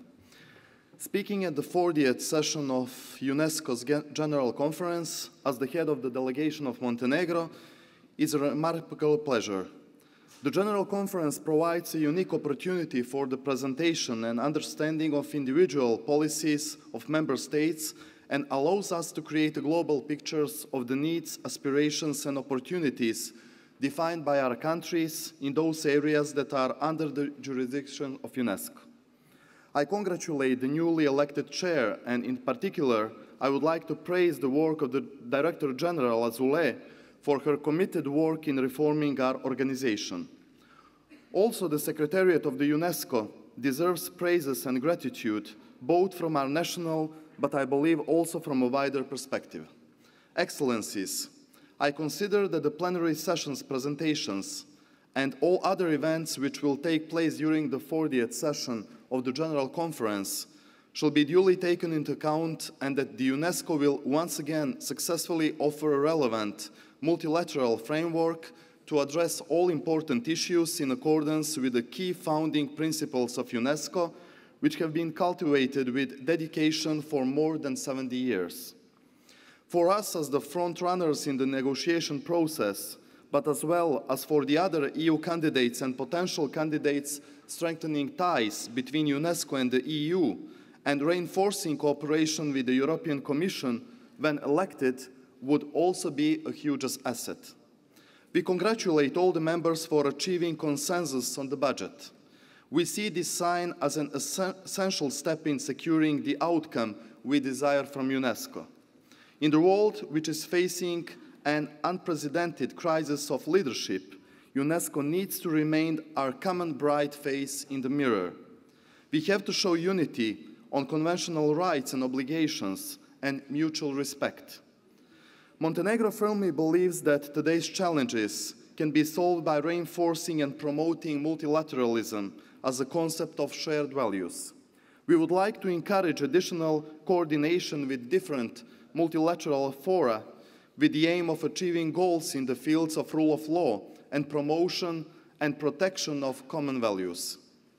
Montenegro was particularly active in the field of protection of journalists and promotion of media freedoms, as well as in action dedicated to counterfeiting illegal trade of cultural goods. These projects, implemented in cooperation between UNESCO and the above-mentioned organizations, contribute to our aspiration to become the next EU member state. And we had the pleasure, on the other hand, to give our support in achieving strong coordination, partnership, and confidence on very important topics. We see a strong potential in using UNESCO's tool to foster progress in the Western Balkans, since the region is still suffering populistic and nationalistic approach in different matters. Unfortunately, populism and demagogy are undermining efforts to secure sustainable and peaceful environment. As a NATO member, Montenegro remains a dedicated promoter of regional cooperation based on mutual respect. Excellencies, ladies and gentlemen, this is the year when we are remembering with great sadness the devastating earthquake that affected the coast of Montenegro exactly 40 years ago. The earthquake caused the death of 101 persons and immeasurable damage to our cultural heritage. Many families had to relocate to temporary housing. However, this unfortunate event does not invoke only negative feelings, since we also cherish the moving moments of solidarity, assistance, and empathy. Montenegro will never forget unselfish assistance and the support provided in those very difficult times. The support of UNESCO was extremely important, since that unfortunate event drew world's attention to the outstanding universal value of natural and cultural historical region of Kotor, which this year celebrates its 40th anniversary on UNESCO's list. The climate change we are facing today, taking current floods in Venice as one of the extreme examples, remind us and warns us that we still have not found the best way to act. We require more dedication and more powerful actions, not only with regard to the preservation of World Heritage sites, but also with regard to environmental protection in general. I would like to use this opportunity to point out how important the Paris Agreement is, and to state that Montenegro is one of the countries that ratified the agreement. Just like the devastating earthquake of 40 years ago reminds us of the issue of natural disasters in general, I believe that solidarity felt at that time in Montenegro ought to be experienced today by other countries whose peoples face migration, exile, poverty, and extremely harsh living conditions. I wish to remind you that both international and national and material and intangible heritage is in danger, and I would like to appeal to UNESCO as a part of the UN system to continue its efforts to mitigate the consequences of such events, since we are unable to prevent them. In this respect, let me commend all the activities planned and implemented by UNESCO, which are in line with the 2030 agenda.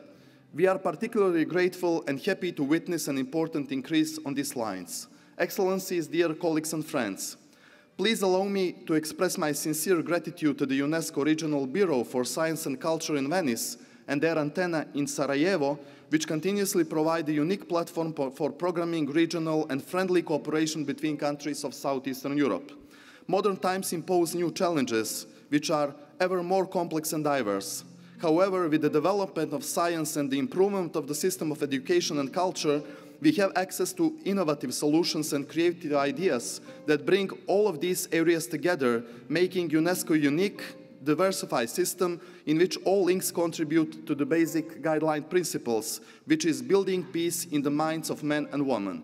Please do count on Montenegro's voice, efforts, and tireless dedications to our common values and standards. Thank you for your attention. Thank you. I invite His Excellency Mr. Abdul Karim Sango, Minister of Culture, Arts and Tourism of Burkina Faso.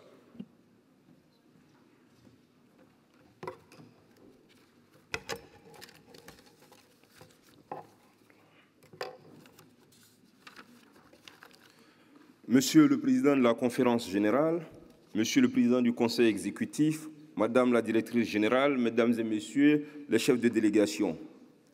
Permettez-moi tout d'abord de vous adresser, Monsieur le Président, les félicitations de la délégation du Burkina Faso pour votre élection à la présidence de la 40e session de la Conférence Générale de l'UNESCO.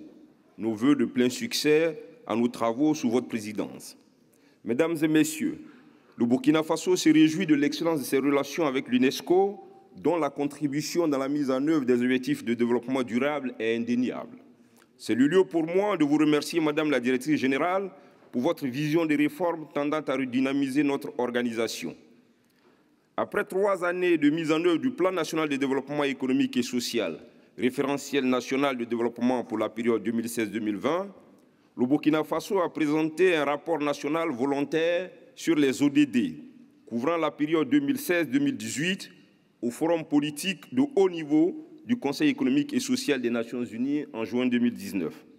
L'examen du rapport montre que des efforts considérables ont été fournis pour l'atteinte des ODD, notamment dans les domaines de l'éducation, de l'accès à l'eau potable, de la santé, de la lutte contre le VIH-Sida, ainsi qu'en matière de gouvernance et de renforcement des capacités.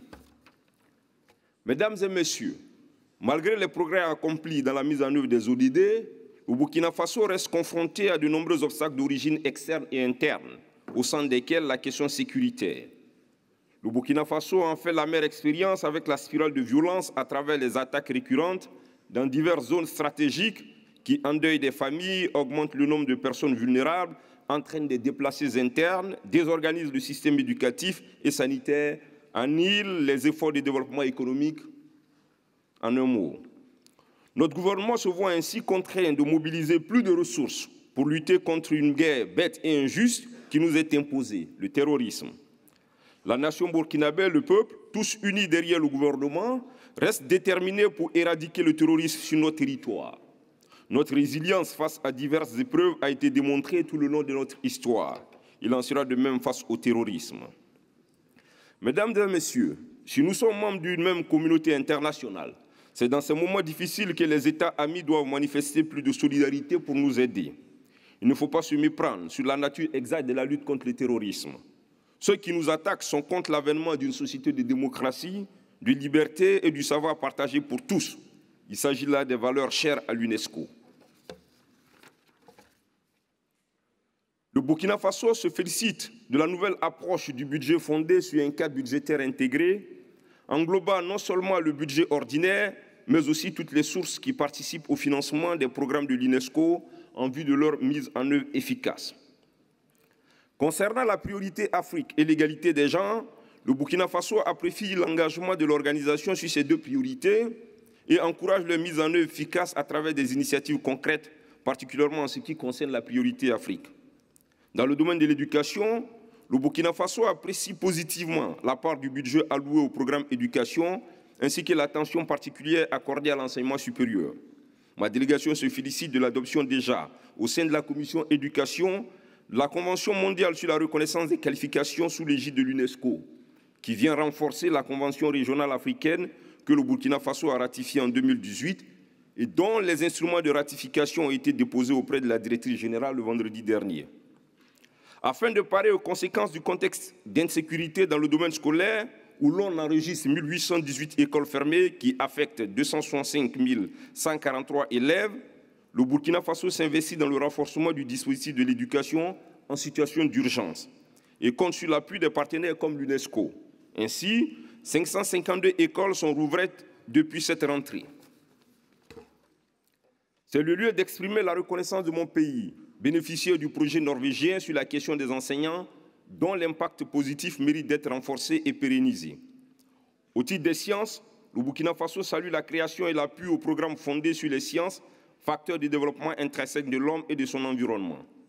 Permettez-moi, au moment où j'aborde le point sur la culture, de saisir l'opportunité pour remercier tous les États membres qui ont soutenu l'inscription du 3e site du Burkina Faso, le site de la métallurgie ancienne de fer, sur le site du patrimoine mondial de l'UNESCO.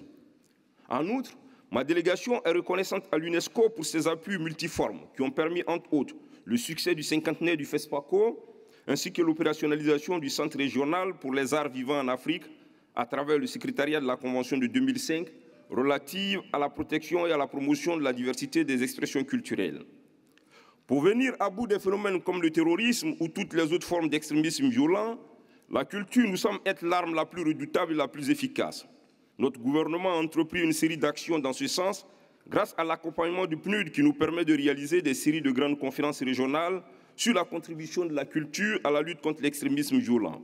Il s'agit de réconcilier notre peuple avec ses valeurs culturelles positives, de respect, de tolérance, d'hospitalité et de solidarité. Très bientôt, ces valeurs seront intégrées dans les curricula de l'enseignement. Nous devons combattre la violence par l'éducation aux valeurs culturelles positives. De ce point de vue, l'éthique pourrait y contribuer largement. Dans le domaine de la communication et de l'information, le Burkina Faso salue l'implication de l'UNESCO dans la lutte contre les violences à l'égard des journalistes dans l'exercice de leur métier. À cet effet, le Burkina Faso souhaite voir renforcer le suivi de la mise en œuvre du plan d'action des Nations Unies sur la sécurité des journalistes. Au plan de la liberté de la presse, en 2019, le Burkina Faso est classé respectivement 4e en Afrique et 36e mondial. Face au terrorisme, il urge de renforcer les capacités des hommes de médias pour un traitement plus professionnel de l'information, prenant en compte le nouveau contexte. Mesdames et messieurs, avant de clore mon propos, mon pays réaffirme devant notre auguste Assemblée son attachement indéfectible aux nobles valeurs et principes fondateurs de l'UNESCO. Le Burkina Faso a foi en la capacité de l'UNESCO à répondre de manière efficiente aux attentes croissantes de l'ensemble de ses membres et de l'humanité tout entière. Je vous remercie.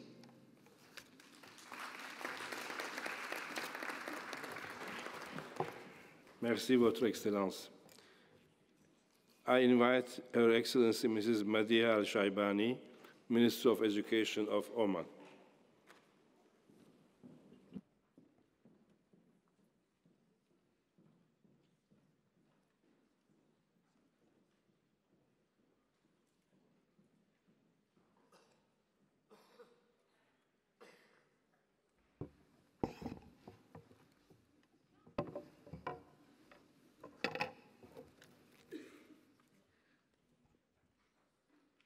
بسم الله الرحمن الرحيم. سعادة رئيس المؤتمر العام، سعادة رئيس المجلس التنفيذي، معالي أودري أوزالي المديرة العامة لليونسكو، الوفود المشاركة، الحضور الكرام، السلام عليكم ورحمة الله وبركاته. إنه لمن دواعي السرور أن أتقدم إليكم بالتحية والتقدير، ويشرفني أن أنقل لكم تحيات حضرة صاحب الجلالة السلطان قابوس بن سعيد المعظم سلطان عمان، حفظه الله ورعاه، وتمنياته لأعمال هذا المؤتمر بالنجاح والتوفيق، وتطلعاته لعالم يسوده التعاون والتفاهم والسلام. كما يطيب لي أن أتقدم بالتهنئة لسعادة أحمد التاي لانتخابه رئيساً للمؤتمر العام، متمنية له التوفيق والسداد. وأنا أتوجه بالشكر لسعادة زهور العلوي الرئيسة السابقة للمؤتمر العام على ما بذلته من جهد في سبيل تحقيق أهداف المنظمة. الحضور الكريم، في ظل التحولات الاجتماعية والسياسية والثقافية التي يشهدها عصرنا الحالي، فإن العالم يأمل من اليونسكو القيام بأدوار ذات أهمية بالغة تتطلب تكاتف الأسرة الدولية للعمل على تجاوزها بفكر دولي مشترك تعينها على المضي قدما نحو تحقيق طموحاتها. الحضور الكريم، تدرك بلادي الدور المتنامي الذي يقوم به الشباب لخدمة مجتمعاتهم، لذا فقد أولتهم جل الرعاية والاهتمام، فحرصت على تنمية قدراتهم وصقلها في المجالات الرياضية والثقافية والفنية والاجتماعية، ومكنتهم من مهارات الابتكار وريادة الأعمال. وباعتبارهم المكون الأساسي للتنمية، فإن سلطنة عمان تؤيد سعي منظمة اليونسكو لإشراك الشباب في وضع السياسات والاستراتيجيات وإعداد الخطط التنموية وإنشاء منصات ومنتديات عالمية لهم لتمكينهم من صناعة مستقبل أفضل. الحضور الكريم، لا ريب أن ضمان توفير تعليم ذي جودة للجميع بات يمثل الأولوية القصوى لجميع دول العالم، والتحدي الأبرز الذي يواجه الأسرة الدولية بأسرها، وذلك لبلوغ أهداف التنمية المستدامة، لا سيما الهدف الرابع بحلول عام 2030. ولعل الخطوات التي اتخذتها اليونسكو في حث الدول على اتخاذ إجراءات عاجلة لتدارك خطر حرمان نحو 258 مليون طفل من حقهم في التعليم كشفت عن إحراز تقدم، لكنه ما يزال ضئيلاً إن لم يكن يكون معدوما. وفي هذا السياق فإن سلطنة عمان ملتزمة بمتابعة تنفيذ الهدف الرابع المتعلق بالتعليم، فعلى الصعيد الوطني وضعت السلطنة استراتيجية للتعليم 2040 تتضمن جميع الغايات المرتبطة بالهدف الرابع من أهداف التنمية المستدامة. وإننا إذ نرحب بتدشين مبادرة مستقبل التربية والتعليم التابعة لليونسكو لندعو إلى تعزيز مكانة مهنة التدريس والاستثمار في المعلم باعتباره عنصراً أساسياً في العملية التعليمية، وتبني معايير دولية لإعداده وتدريبه وتمكينه للقيام بدوره المنشود. الحضور الكريم، يعد الاستثمار في مجال العلوم والتكنولوجيا والابتكار عاملاً أساسياً في تحقيق التنمية الاقتصادية والتقدم الاجتماعي، وهو ما تؤكده منظمة اليونسكو وتسعى إلى تعزيزه ودعمه. وإيماناً من بلادي بأن الملامح المستقبل تشكلها العلوم والتكنولوجيا، فقد تم اعتماد ركيزة البحث العلمي وبناء القدرات الوطنية ضمن الأولوية الوطنية الأولى لرؤية عمان 2040. وفي هذا السياق فإن سلطنة عمان تؤيد قيام اليونسكو باعتماد وثيقة تقوم على مراعاة القيم الإنسانية والأخلاقية لأخلاقيات الذكاء الاصطناعي، كما نشيد بالدور المهم الذي تقوم به في توظيف التكنولوجيا من خلال إتاحة الانتفاع بالفرص التعليمية التي توفرها الموارد التعليمية المفتوحة. ومن جانب آخر فإننا نود التأكيد على أهمية إعلان اليونسكو للمبادئ الأخلاقية المتعلقة بتغير المناخ، وندعو الشركاء العالميين والدول الأعضاء إلى اتخاذ سياسات وإجراءات للتخفيف من آثار تغير المناخ والتكيف معه. الحضور الكريم، إذ تثمن بلاد سلطنة عمان مساعي اليونسكو الحثيثة في مجال الاعتناء بصون التراث الثقافي والطبيعي، فإنها تدعو الدول إلى اتخاذ الإجراءات الكفيلة بإدماج حفظ وإدارة التراث الثقافي في السياسات الوطنية والاستراتيجيات والخطط التنموية، واستثمار قدرة التراث الثقافي لجعل المدن أماكن تنبض بالحياة الثقافية وتنعم بالازدهار الاقتصادي وتحقق استدامة بيئية. وتؤكد في الوقت ذاته أهمية حث الدول على تكثيف التعاون للحد من الاتجار غير المشروع بالممتلكات الثقافية والالتزام بتنفيذ اتفاقية عام 1970، وتقديراً لأهمية الدور الذي يقوم به الفن في تحقيق التنمية المستدامة من خلال دعم الإبداع وتحفيز مهارات الابتكار وتعزيز الروابط بين الأعمال الفنية لخدمة المجتمع وإحلال السلام. فإن سلطنة عمان تشجع كل ما يسهم في إثراء المشهد الثقافي في العالم، وتؤيد مقترح إعلان يوم عالمي للفن ويوم آخر للفن الإسلامي. الحضور الكريم، إن من بين أبرز القضايا التي فرضت نفسها كنتيجة حتمية للتطور المتسارع في العلوم وإنتاج المعرفة قضية أخلاقيات البيولوجيا، وقد لفتت اليونسكو أنظار العالم منذ إطلاقها لبرنامج أخلاقيات البيولوجيا إلى ضرورة الالتزام بالأطر الأخلاقية عند التعامل مع الطفرة الهائلة للعلوم والتقنيات بمختلف أشكالها، وانطلاقاً من أهمية هذه الأخلاقيات وتعزيز صلتها بالتقدم العلمي وفق السياق الثقافي والقانوني والفلسفي. تعتزم سلطنة عمان تنظيم المؤتمر الدولي الثاني لأخلاقيات البيولوجيا في مسقط خلال فبراير 2020 بشراكة مع اليونسكو. في ختام كلمتي لا يفوتني إلا أن أبارك التوجه الذي تنتهجه اليونسكو في عملية التحول الاستراتيجي لضمان تنفيذ خطة التنمية المستدامة 2030، وننتهز هذه الفرصة لنشيد بجهود المديرة العامة وكافة العاملين في المنظمة على ما يبذلون من جهود في هذا المجال، ووفقنا الله جميعا لما فيه الخير، والسلام عليكم ورحمة الله وبركاته.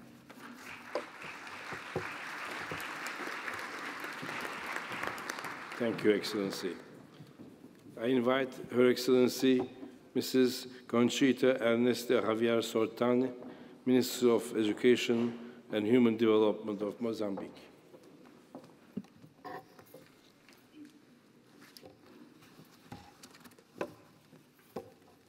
Sua Excelência, Presidente da Conferência Geral, Sua Excelência, Presidente do Conselho Executivo, Sua Excelência, Diretora-Geral, distintos chefes das delegações à 40ª sessão da Conferência Geral, minhas senhoras e meus senhores, permitam-nos, antes de tudo, felicitar Vossa Excelência pela eleição para presidir os trabalhos desta Conferência Geral. As nossas felicitações são extensivas à nossa diretora-geral, Sua Excelência Audrey Azoulay, pela sua abnegação e compromisso com vista a modernizar e conferir uma maior eficiência e eficácia à nossa organização, de modo a fazer face aos desafios que se nos apresentam. Minhas senhoras e meus senhores, gostaríamos de manifestar o nosso apreço pela contribuição da UNESCO no contexto da consolidação dos fundamentos para a cultura de paz, democracia e o desenvolvimento sustentável nos nossos países, particularmente em África. Neste sentido, permitam-me assinalar a recente realização das 6ª eleições gerais em Moçambique como parte do processo de consolidação da democracia. Igualmente, temos estado empenhados no processo de reconciliação entre moçambicanos por forma a alcançar uma paz duradoura. Com efeito, assinamos a 6 de agosto do ano corrente o Acordo de Paz Definitiva e Reconciliação Nacional, que contou com o apoio da comunidade internacional, incluindo as Nações Unidas. Temos estado igualmente com o apoio da UNESCO, empenhados na aprovação e implementação de políticas de reforma nas áreas de educação, cultura, ciência, tecnologia e desporto, com destaque no seguinte: transformação estratégica que inclui a revisão curricular e o plano estratégico da educação para os próximos 10 anos. Promoção do desenvolvimento curricular em ciência focada em áreas emergentes, petróleo, gás, agricultura e engenharia. Revisão do plano de gestão e desenvolvimento da ilha de Moçambique como patrimônio edificado da humanidade. Celebração dos 200 anos da ilha de Moçambique. Estabelecimento de 563 comitês comunitários de gestão do patrimônio cultural para a conservação do patrimônio material e imaterial de Moçambique. Formação e acreditação de oficiais do controle antidoping, de acordo com os padrões internacionais. Massificação do uso de tecnologias de informação e comunicação.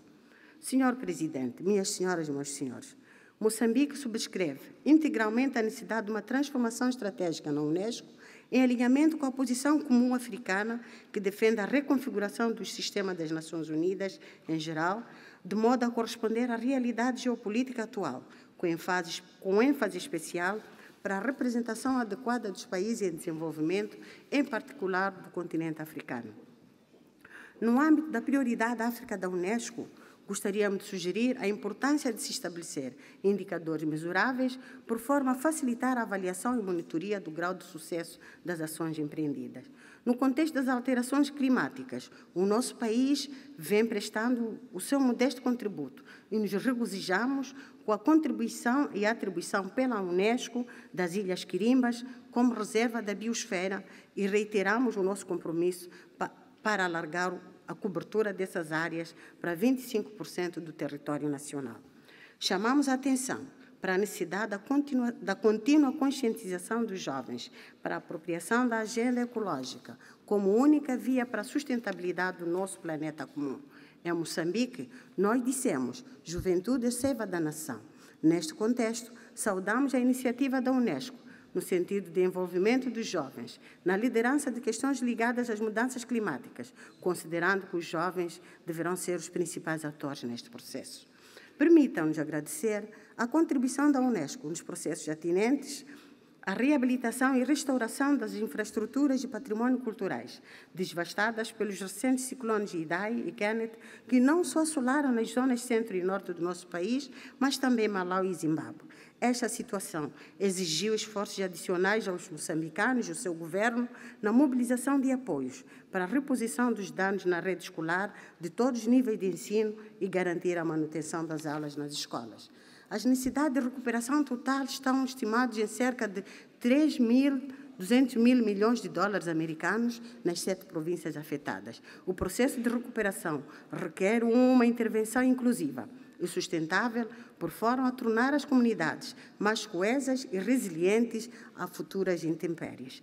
Senhor Presidente, Excelências, uma vez mais, expressamos o nosso compromisso com os nobres ideais do multilateralismo e reafirmamos que Moçambique continuará a trabalhar conjuntamente para a construção de um mundo cada vez mais estável, pacífico e de justiça social. Excelência, muito obrigada pela atenção. Merci beaucoup. Thank you. Shukran. Thank you, Excellency. I invite Her Excellency Mrs. Marina Sereni, Vice Minister of Foreign Affairs and International Cooperation of Italy.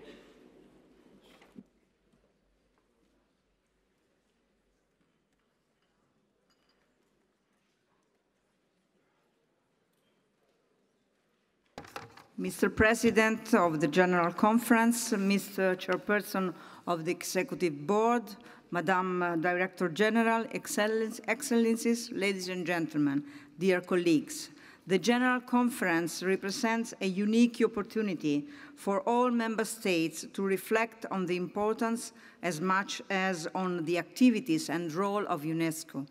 It also represents an important occasion to take stock of the accomplishment of an organization enjoying a broad mandate in particularly crucial sectors, today more than ever.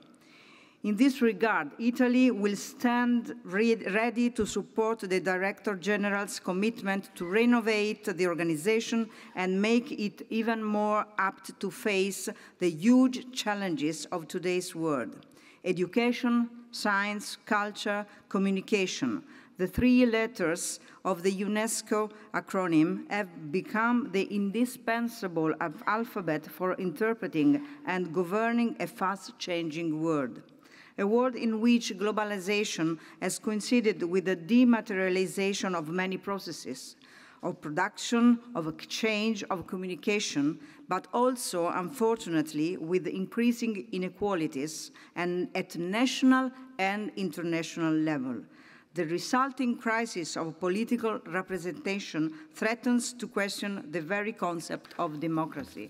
Italy's commitment towards UNESCO activities and goals must be seen in this context and represents a constant element of our policy.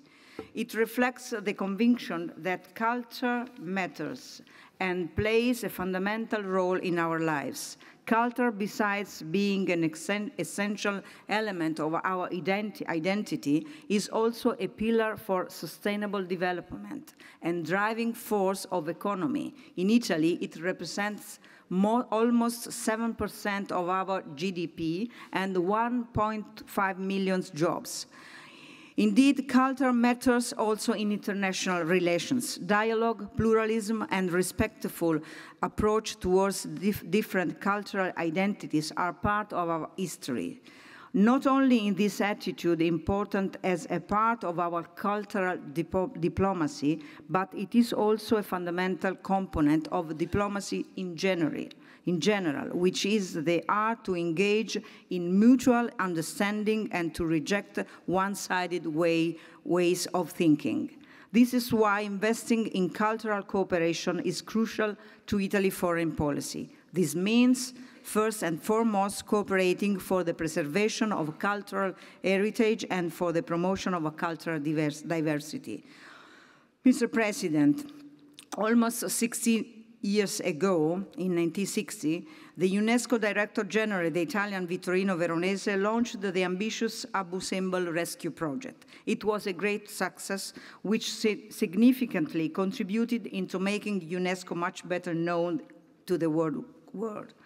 The recently celebrated 16th anniversary of International Center for the Study of Preservation and Restoration of Cultural Property reminded everyone of the evolution of the concept of heritage as well as of the challenges of cultural heritage in crisis areas.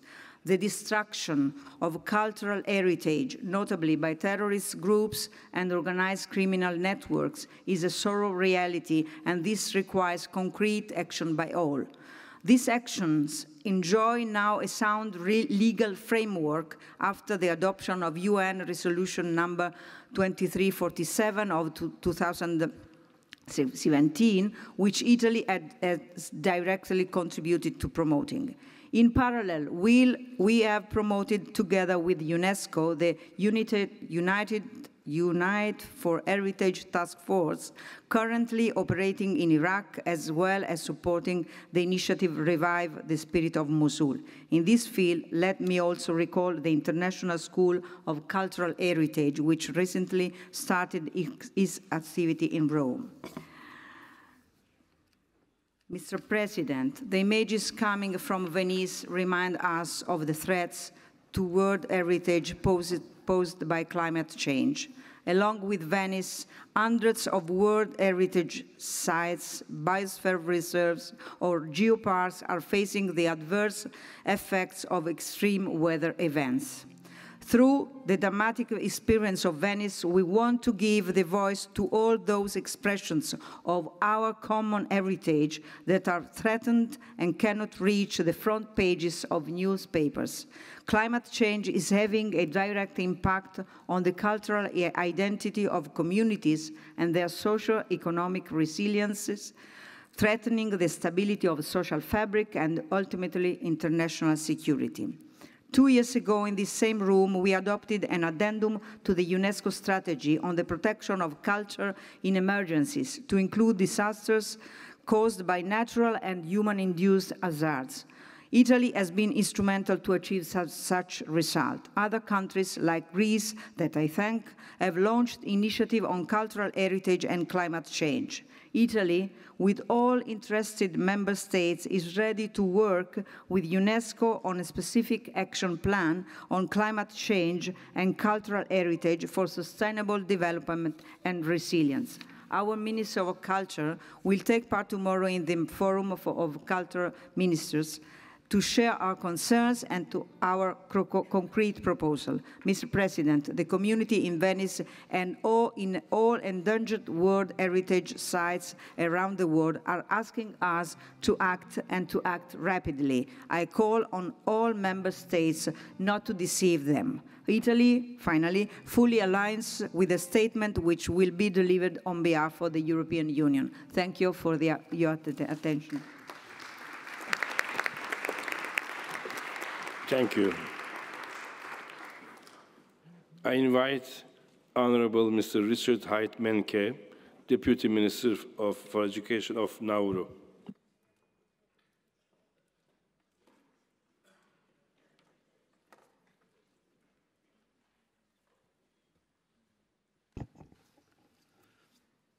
President of the 40th General Conference, Chair of the Executive Board, Madam Director General, Excellencies and distinguished delegates.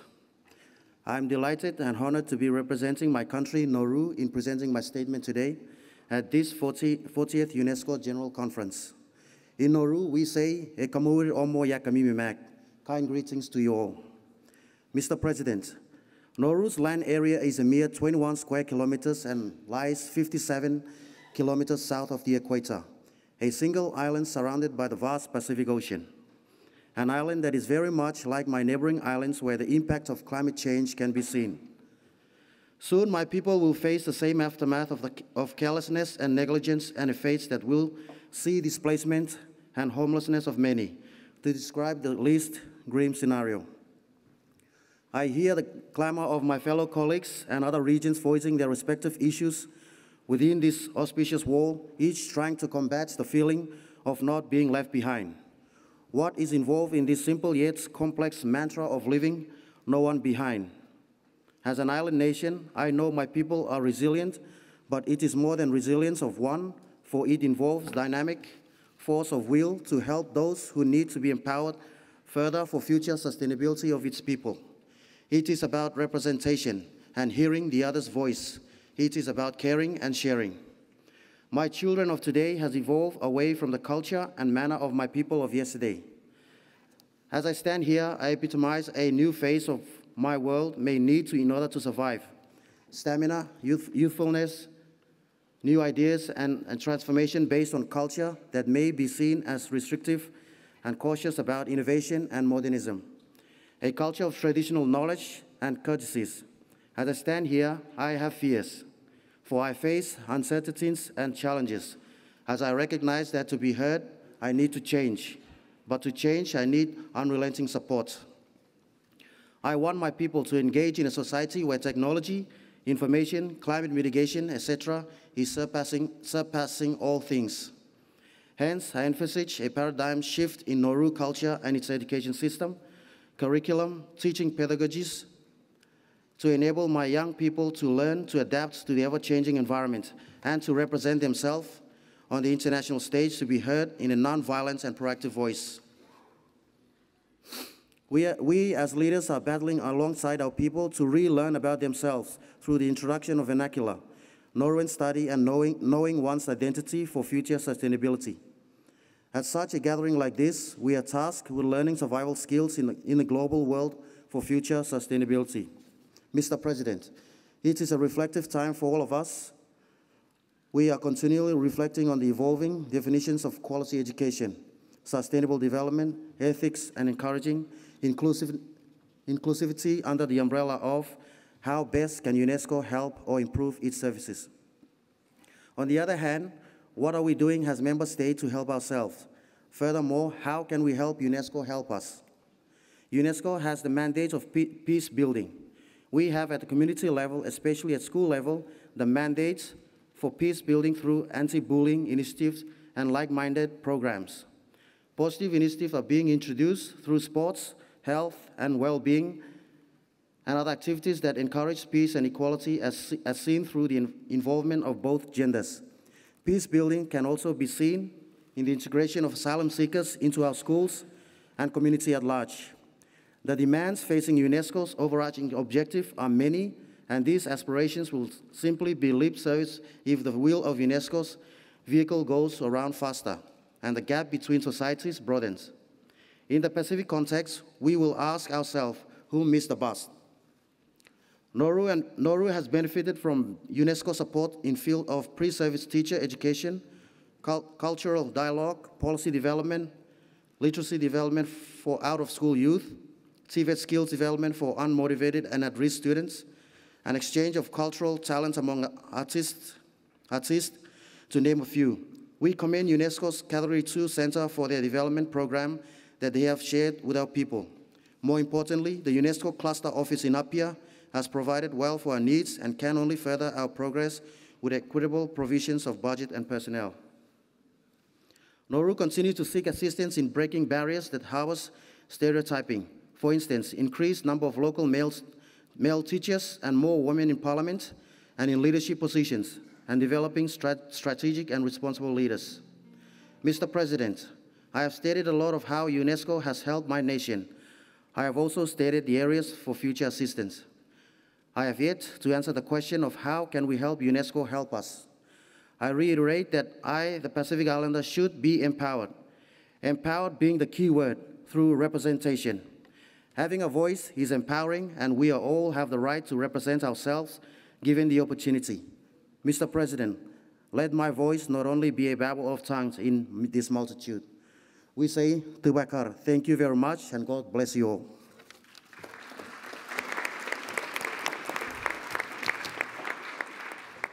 Thank you.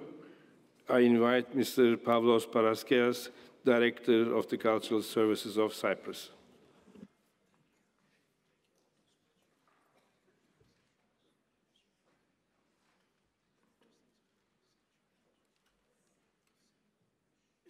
Mr. President of the General Conference, Mrs. Director General, Excellencies. It's an honor to address the General Conference on behalf of Cyprus and reaffirm our country's continued support to UNESCO's program, as well as to the work of UNESCO on culture and sustainable development. In a world of increasing complexity and transformation, the provision of quality education and lifelong learning opportunities for all is essential in order to enable citizens to lead healthy and fulfilled lives and achieve sustainable peace and development. In this respect, we share UNESCO's vision on SDG 4 and the initiatives to reflect on the future of education beyond 2030, which is approaching fast. We also reaffirm our commitment to equality and equity by placing an emphasis on national education policies regarding violence prevention, inclusive education, and integration of migrant students and refugees. Cyprus has recently established a permanent unit for education for sustainable development, which is the national mechanism for ESD implementation according to the key priority actions of ESD for 2030.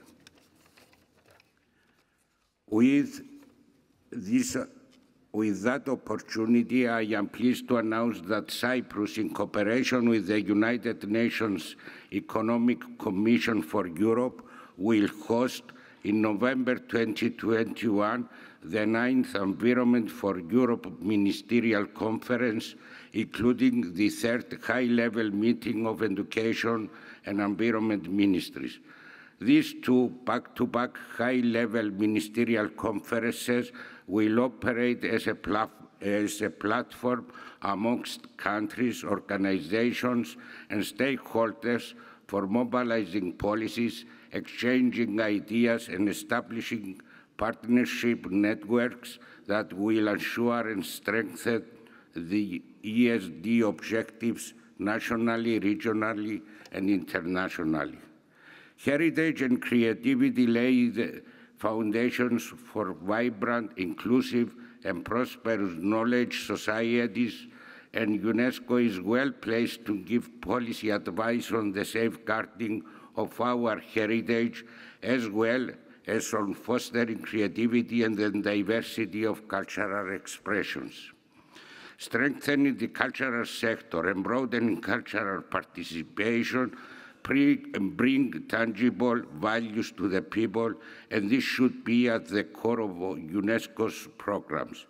The Forum of Ministers of Culture provides a platform to exchange ideas on policies to unlock culture's full potential for sustainability and strengthen international cultural relations. I take this opportunity to reiterate that Cyprus, as a member of the Intergovernmental Committee for the Safeguarding of the Tangible Cultural Heritage, is deeply committed to the principles of the 2003 Convention and is actively engaged in promoting understanding of this fragile form of heritage among different communities and youth. Heritage education and capacity building initiatives to empower young cultural professionals are also of paramount importance, and we therefore support initiatives aimed at fostering creativity, innovation, and professional development for youth. Cyprus is committed to the fight against illicit trafficking of cultural properties, often linked to other criminal activities. The Cyprus government has reinforced the existing national legislative framework together with the conclusion of bilateral and multilateral agreements. Active participation in the 1944-54 Hague Convention and its two protocols, as well as the 1970 UNESCO Convention, ensure that Cyprus is kept in line with the work and guidelines of UNESCO on these issues, proceeding with concrete actions to apply relevant recommendations.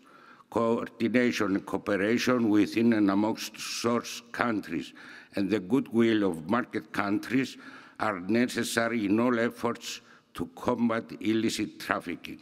In this respect, important Cypriot antiquities sourced in the art markets of the world have recently been repatriated. I also take this opportunity to refer to the Council of Europe Convention on Offences Relating to Cultural Property, also known as the Nicosia Convention, which was adopted in Nicosia in May 2017 during the fifth chairmanship of the Committee of Ministers of the Council of Europe. This convention is complementary to other international law instruments, including the relevant UNESCO conventions, and aims to address an important legal gap in this field. Thank you very much. Thank you, Excellency. I now invite Mrs. Alison Burchell, Secretary General of the National Commission and Permanent Secretary for Education, Heritage and Arts of Fiji. Mr. President, Chairperson of the Executive Board, Director General, Honourable Heads of State and Excellencies, good morning. On behalf of the Honourable Minister of Education, Heritage and Arts of Fiji, I wish you, Mr. President, a successful term in leading UNESCO with the able assistance of the Director General. I bring you warm greetings from the islands in the Pacific, which have shared the concept of Talanoa with the world through our Honourable Prime Minister as the chair of COP23. We have also shared the idea that we are all in the same drua, or canoe, as we paddle against the forces of climate change. It is that concept of mutual support, teamwork, and multilateralism which is to be brought to bear to ensure that we roll back the devastating effects of climate change. Mr. Speaker, many speakers have mentioned climate change, which we all experience in different ways. Coming from the Pacific, which of course we believe is the center of the world, we experience it as small island states surrounded by millions of miles of seawater that is inexorably rising. In about 20 years' time, we expect that the sea will rise by up to 1 meter, and there is no doubt that this will have a profound effect on our lives and livelihoods. Already Fiji has offered land to our neighbors from Tuvalu and Kiribati in anticipation of the day when their homes are underwater and uninhabitable. Already we have had to move 40 villages from their traditional land, leaving behind their ancestors in their resting places. Our young people have to wait for the tide to go out before they can play rugby on waterlogged fields. We have to ban fishing of certain species due to warming and rising seas and overfishing that affect the ability of our people to earn an income and feed their families. Mr. President, on the first day of this conference, the outgoing president asked, is peace utopia? Is it the absence of war? From our perspective in Fiji, even as a country which has contributed men and women to UN peacekeeping forces for decades, it is the ability for our young people to earn a living, for our people to live in harmony based on tolerance and respect, and to live without fear of another tropical cyclone Winston wreaking havoc and causing the loss of 44 lives. In 24 hours, 1/3 of our GDP was wiped out. It has taken us 4 years to build most of the facilities devastated by that cyclone. In our schools alone, we have reconstructed over 400 buildings. I would like to pay tribute to those countries in particular which supported us through these trying times in alphabetical order: Australia, China, India, Indonesia, New Zealand, the United Arab Emirates, the USA, together with UN agencies, UNICEF and UNDP, who helped in a number of ways. Mr. President, Fiji has a population of 850,000 and a relatively small economy. We do not have the population or economic might of many countries in the developed and indeed developing world. We do not have the industries which have contributed to the sorry state of affairs that we are experiencing today. Indeed, we are reaping what we did not sow. We are in a position now which is not of our making. This year, Mr. President, we started a project to plant 4 million trees in 4 years. Our Honourable Prime Minister, ever one to raise the bar, has recently challenged us to plant 30 million trees in 15 years. Our Parliament will soon be considering passing into law a climate change bill as we continue to live our commitment to fighting climate change. Mr. President, throughout all this, we have also worked to educate our young people on climate change. We have developed a disaster risk reduction manual for schools with support from UNICEF and UNDP. Our people have said, we can see climate change, we can feel it, but we do not know what to do about it, and this is part of our answer to them. We are happy, Mr. President, to share this resource with other SIDS. We have also worked in other areas of education to keep pace with technology. We have developed, as one of only 3 countries worldwide, a curriculum on anti-corruption, which is embedded in our primary and secondary curriculum. We are looking to address the 4 pillars of education: literacy, numeracy, physical and digital literacy. Many nations here today have revised their curricula to be contemporary and compatible with an overlay of technology. We do not want to reinvent the wheel, as many aspects of the curriculum can only be presented in a limited number of ways. Here I mention the STEM subjects and indeed languages: Hindi, Urdu, Mandarin, and English, for example. These are all subjects where curricula can easily be shared. Physical education can be added to this list with expertise from Cuba as an example. There is space for us to share in a more systematic basis, and UNESCO can facilitate this. Mr. President, the Pacific, and indeed Fiji, can be considered the non-communicable diseases capital of the world. In Fiji, at least 80% of deaths in our country can be attributed to NCDs. In this context, it's important that we get the nation to move, to exercise, and this begins with physical education. Again, we're not alone in facing this crisis, and again, we believe that UNESCO can play a role. Mr. President, we note that there are particular priorities for the organization. We were delighted to hear you mention after your election the need to pay more attention to the needs of SIDS, to hear our voice, and to address climate change. We hope that UNESCO will make SIDS a priority in the near future. We steadfastly believe in the concept of leave no one behind, and we look forward to working with you to ensure that multilateralism makes its way to the Pacific. On this basis, we also support the amendments proposed to Article 5, and we look forward to working with UNESCO to move forward. I thank you.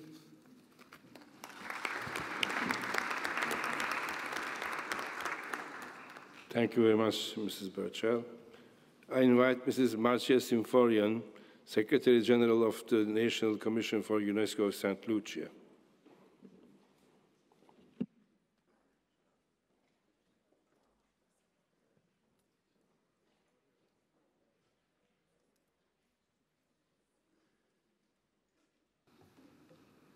Mr. President of the General Conference, Mr. Chairman of the Executive Board, Madam Director General, Excellencies, ladies and gentlemen. Mr. President, I am pleased to convey congratulations on your election to the presidency of the 40th session of the General Conference. St. Lucia wishes you well, and we pledge our full support for a successful tenure.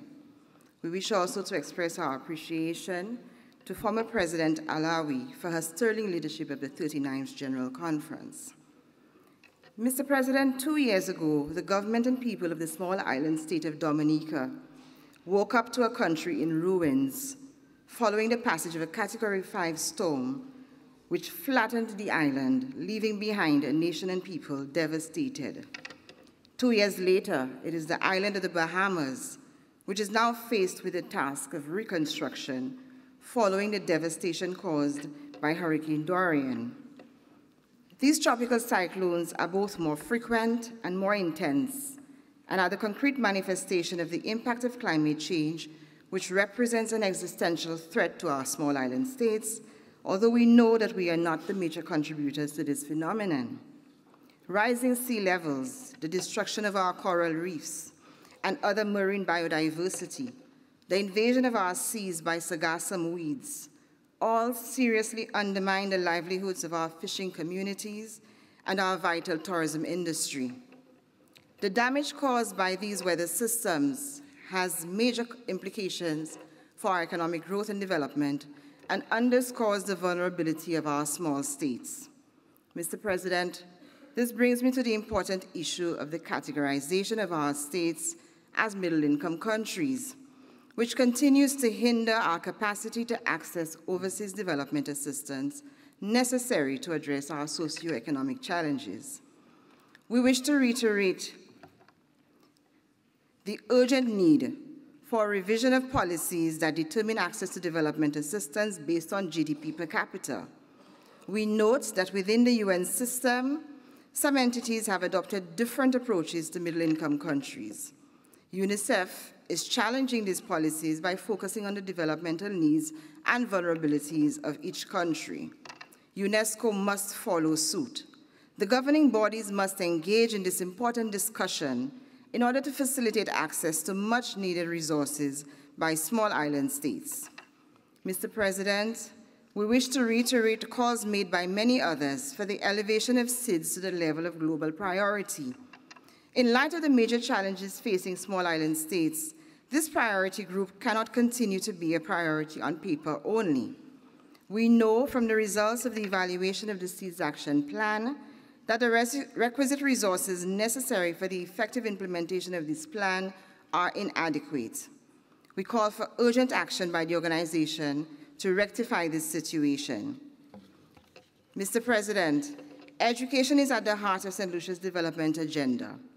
Having achieved universal primary and secondary education, we are now working towards the provision of universal early childhood education and expanding opportunities for our citizens to access higher learning. Repositioning the role of technical and vocational education is also critical, and we would like to express our appreciation to UNESCO for the support provided for the development of our TVET policy, which was finalized this September.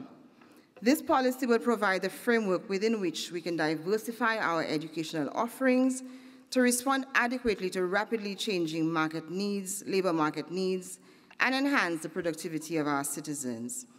Mr. President, St. Lucia is fully supportive of the UN 2030 agenda and is committed to its implementation. UNESCO has been assigned the important mission of leading on SDG 4. Its leadership in respect of this important goal constitutes the foundation upon which the achievement of all the other SDGs can be fully realized. Its comparative advantage in education is therefore even more critical now as we work towards meeting these goals. It is for this reason that we must express our concern regarding the slow progress in achieving this critical goal. The statistical data on global education is alarming and points to the need for urgent intervention. The organization must strengthen the capacity of the education sector and ensure that the requisite resources are provided to respond to its mandate. The provision of policy guidance to member states to reform their education systems and support in the core areas of literacy, TVET, higher education, and ICTs in education remain major priorities and are fundamental to meeting SDG 4. UNESCO must therefore adopt an approach which remains focused on the core mandate of the organization while addressing emerging demands in education and responding to the specific needs of vulnerable groups and populations in crisis. Mr. President, the contribution of culture to economic growth and development is evident. In that regard, we believe that to fully harness the economic benefits of our cultural heritage, the support provided by UNESCO under the various cultural conventions is without parallel. We urge UNESCO to continue its work in the area of heritage and sustainable tourism, which remains a priority for us, for whom striking a balance between economic development and heritage protection remains a challenge. Finally, Mr. President, St. Lucia wishes to indicate its support for the amendments to the Constitution in respect of the term limits, the assessed contributions, and the election of the DG. For us, these three amendments represent significant improvements that will bring about positive changes for the organization in the future. In closing, St. Lucia wishes to reiterate its commitment to the ideals of UNESCO and its support for the core priorities of its organization, which seeks to build peace and contribute to the viability and sustainability of our societies. I thank you. Thank you, Excellency, Mrs. Maria Symphorian. I now invite Ms. Lucy Mola Mafi, Deputy Chief Executive Officer, Ministry of Education and Training, and Secretary General of the National Commission for UNESCO of Tonga. I acknowledge the presence of His Almighty God in our midst. Mr. President, on behalf of the government of the Kingdom of Tonga in the South Pacific, I congratulate you on your election to the presidency of the 40th session of the General Conference of UNESCO and assure you that you have the full support of my country under your eminent leadership. Mr. President, as part of the UNESCO family, we are constantly reminded of the noble mandate of UNESCO. The work of UNESCO that has been founded on the preamble of the Constitution is therefore now needed more than ever before due to the emergence of new threats to peace and security. Without peace and security in all forms, not much can be accomplished. Mr. President, Tonga has continued to integrate important international agreements such as the SDGs and Samoa Pathway in its national planning process. The government has moved the responsibility for national planning from the Ministry of Finance to the Office of the Prime Minister to ensure a whole government approach to planning and coordinated reporting. Mr. President, education continues to be the backbone of our efforts to achieve the 2030 Agenda. For 2019-20, the Ministry of Education is the largest recipient of government's total recurrent budget, being 15.5%. followed by the Ministry of Health, 12.2%. However, it must be noted that over 60% of these budgets are for salaries of employees, hence leaving less than 40% for operations, which can have an alarming impact on the achievement of SDG 4. Tonga's Education Act 2013 legitimized a compulsory school age of 4 to 18. The government recently approved the development of a National Early Childhood Development Council comprising of Ministers of Education, Health, Finance, Internal Affairs, and Justice, and a steering committee to better oversee and coordinate investment and activities for early childhood development is extremely essential for the foundation of humanity. Mr. President, Tonga's challenge for education is not access to education, but that of the provision of quality education and the monitoring of achievement of quality education. We therefore ask for UNESCO's assistance for the review of our education structures and systems, particularly our information systems, curriculum development, and examinations and assessment. Tonga also sees a great potential for sports in our children and youth, and we would like to receive UNESCO's assistance also for sports development at the school level. Mr. President, the main threat that we register is climate change and health epidemics. The impact of climate change and health epidemics has a devastating effect on schools and students. Schools are forced to close or to be relocated. Some of the schools that were damaged by Cyclone Gita, Category 5 in 2018, have not been rebuilt, prompting students to use tents or relocate to other schools. Our schools have had to close down this month due to an outbreak of measles. Samoa in the Pacific has declared a state of emergency for the same issue. What can UNESCO offer in times of crisis like this, when students are temporarily denied the right to quality education? Mr. President, we remain committed to the Paris Agreement for the benefit of our future generations. In August, our Pacific leaders in the tiny island of Tuvalu, where sea level rise is having the greatest impact, endorsed the strongest statement to date on climate change, known as the Kainaki 2 Declaration, through which they declared a climate change crisis in the Pacific region and called on urgent action to prevent catastrophic global warming and disasters. The leaders also decided to develop the 2050 strategy for the Blue Pacific continent. UNESCO is kindly asked to examine these documents commensurate with the preparation of the new C4 and C5. Mr. President, Tonga remains fully committed to our and UNESCO's common goal to leave no one behind. The UNESCO family must have an inclusive voice on the governance of UNESCO, the UNESCO Executive Board. It is sad that sometimes elections have to be aggressively contested for in some of the groups, hence undermining the process of equity, peace, and tolerance that UNESCO has long been promoting and advocating. The Pacific has 17 members in total, yet it has not had a voice in UNESCO's governance for a long time now. Mr. President, Tonga supports multilateralism and the application of equity and human rights. We would like to see UNESCO in the future considering the needs of every member state, whether it be a large or small country in terms of population and resources, or a small or large contributor to UNESCO's budget. We should share the responsibility to change the world. Having said this, Tonga supports the proposed amendment to Article 5 of UNESCO's Constitution that will be discussed in item 7.3 of the agenda of the General Conference, which is proposing to introduce term limits to enable more rotation in the Executive Board. The issue of term limits is not a new issue. Mr. President, there is much more that I would like to say, but time will not permit me to do so. I would like to extend my gratitude to UNESCO as well as all the member states who have assisted to strengthen Tonga's capacity to be able to implement its commitment to UNESCO and the 2030 Agenda. I acknowledge also the Category 2 centers in Asia, namely ACCU, APSA-U, ICCAP, and WITREP, for providing capacity building and projects.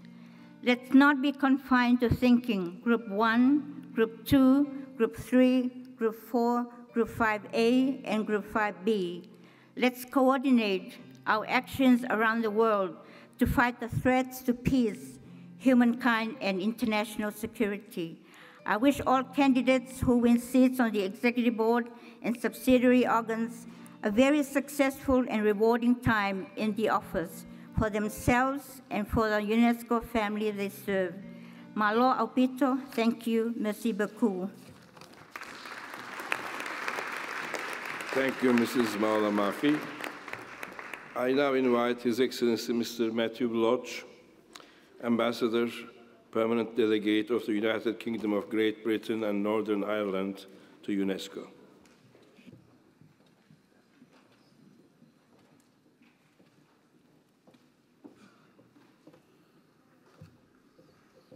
Mr. President, Madam Director General, Ministers, Excellencies, distinguished delegates, ladies and gentlemen.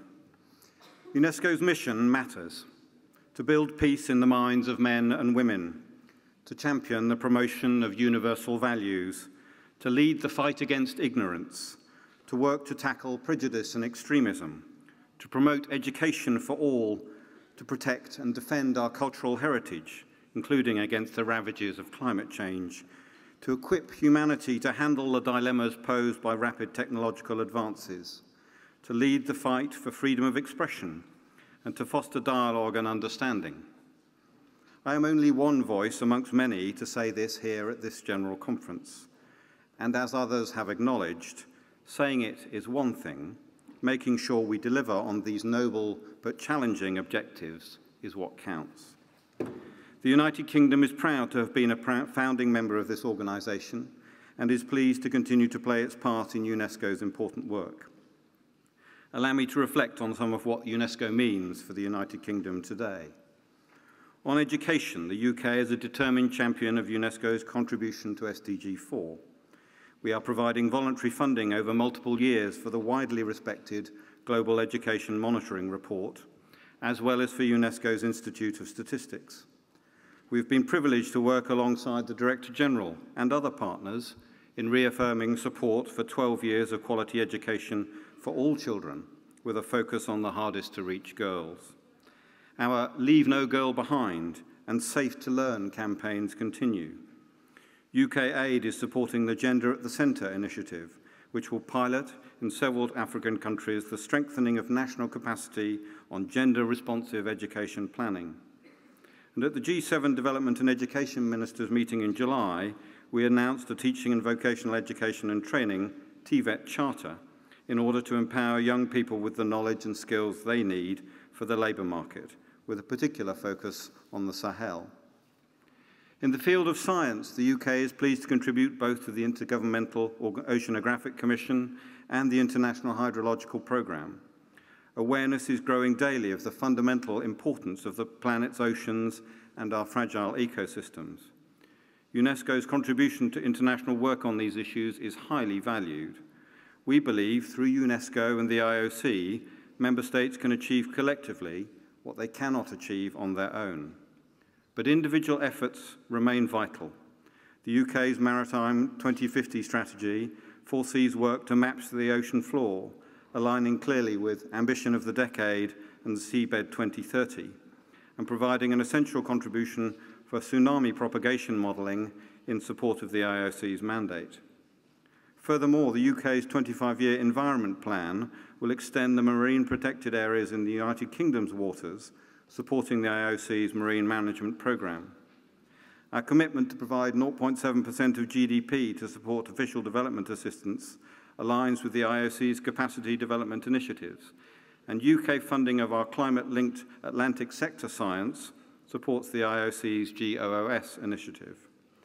Through the IHP, we are working to develop advanced water management in parts of the developing world, thereby contributing to the 2030 agenda, and UK research programmes continue to make an active contribution to IHP efforts. UNESCO has been instrumental in ensuring that for the first time in history, the vital role of culture in achieving sustainable development was formally recognised in the International Development Agenda. The UK welcomes the increased emphasis on cross-cutting role of culture in sustainable development and achieving the SDGs by integrating cultural policy work with convention work and on results-based reporting. As the only United Nations agency with a mandate for culture, UNESCO is centrally placed to lead on the implementation of culture in the 2030 Agenda, and the UK will continue to support its lead in relevant goals, including SDG 11. We look forward to the Culture Ministers Forum. The UK recently ratified the 1954 Hague Convention. This has helped to raise the profile of cultural property protection and the work that UK agencies and organisations are doing at home and with partners across the world. UK Defence has been putting in place the structures required to ensure that the armed forces deliver against the obligations of the Convention, including a Defence CPP policy, doctrine and education and training. And a military cultural property protection unit was established in 2018. The UK is delighted by the inscription of Jodrell Bank Observatory on the World Heritage List in Baku in July this year. We appreciate the recognition that this site, pivotal in the emergence of radio astronomy, fills what was previously a gap in the list and embodies the full range of UNESCO's values through education, science and culture. A word, Mr. President, on two other important aspects of UNESCO's work. The UK will continue to contribute to UNESCO's anti-doping efforts to preserve fair and equitable sport and to protect young people involved in sport in relation to the International Convention Against Doping in Sport 2005. UK anti-doping is working to increase the participation rate of devolved governments, crown dependencies and overseas territories in the Anti-Doping Convention global consultations and efforts led by UNESCO, particularly in advance of the 2021 update to the World Anti-Doping Code. And we are increasing the involvement of women and young people, both athletes and the wider community, in anti-doping training using values-based education, contributing to global research on artificial intelligence and gene doping, and supporting the improvement of compliance in monitoring of the Convention. And on freedom of expression and media freedom, the UK is proud to support the work of the IPDC and IFAP. We are pleased to co-host with our Canadian partners and with UNESCO the London Conference on Media Freedom in July this year, and delighted to launch in partnership with UNESCO and more than 30 other countries the Global Coalition and Global Media Defence Fund. We look forward to continued cooperation in this vital area over the months and years ahead. Finally, Mr. President, it would be remiss of me not to mention the national commissions. They do an invaluable job, they do it well, and they deserve our respect and gratitude. I'm delighted that the UK National Commission continues to play such a constructive role in UNESCO's work. In conclusion, and I apologise for overrunning, Mr. President, as your immediate predecessor made in her remarks last week to the formal adoption of UNESCO's Constitution 74 years ago, those now famous words attributed to British Prime Minister Clement Attlee, that since wars begin in the minds of men, it is in the minds of men that the defences of peace must be constructed, must remain our guide and our beacon. If we are to achieve this goal and fulfil our individual and collective responsibilities, then we need to embrace the particular strengths of UNESCO, its diversity, plurality, and universality. In this organisation, our multilateralism needs not only to be championed, but to be demonstrated actively by each and every one of us. Thank you.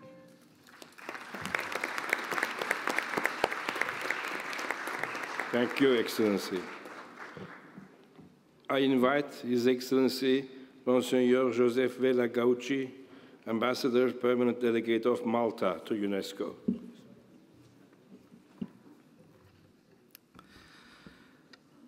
Mr. President of the General Conference, Mr. Chairperson of the Executive Board, Madam Director General, Excellencies, ladies and gentlemen. Events like these provide us with an opportunity to look back on what has been achieved and also to look towards the future. Over the years, UNESCO has undertaken substantial efforts not only to strengthen ties between societies, but also to highlight the catalytic role of culture, education, and science in bringing people together and harnessing cooperation in a holistic manner. Even though our world today is as interconnected as never before through technology, culture remains key for our societies. Culture defines our evolutionary identity, and it encompasses all aspects of human expression, namely language, music, visual art, customs and traditions, moral values, social conventions, and gender roles, amongst others. It plays multiple roles in social and human development for social inclusion and conflict prevention. Culture helps us understand the values passed on by our ancestors.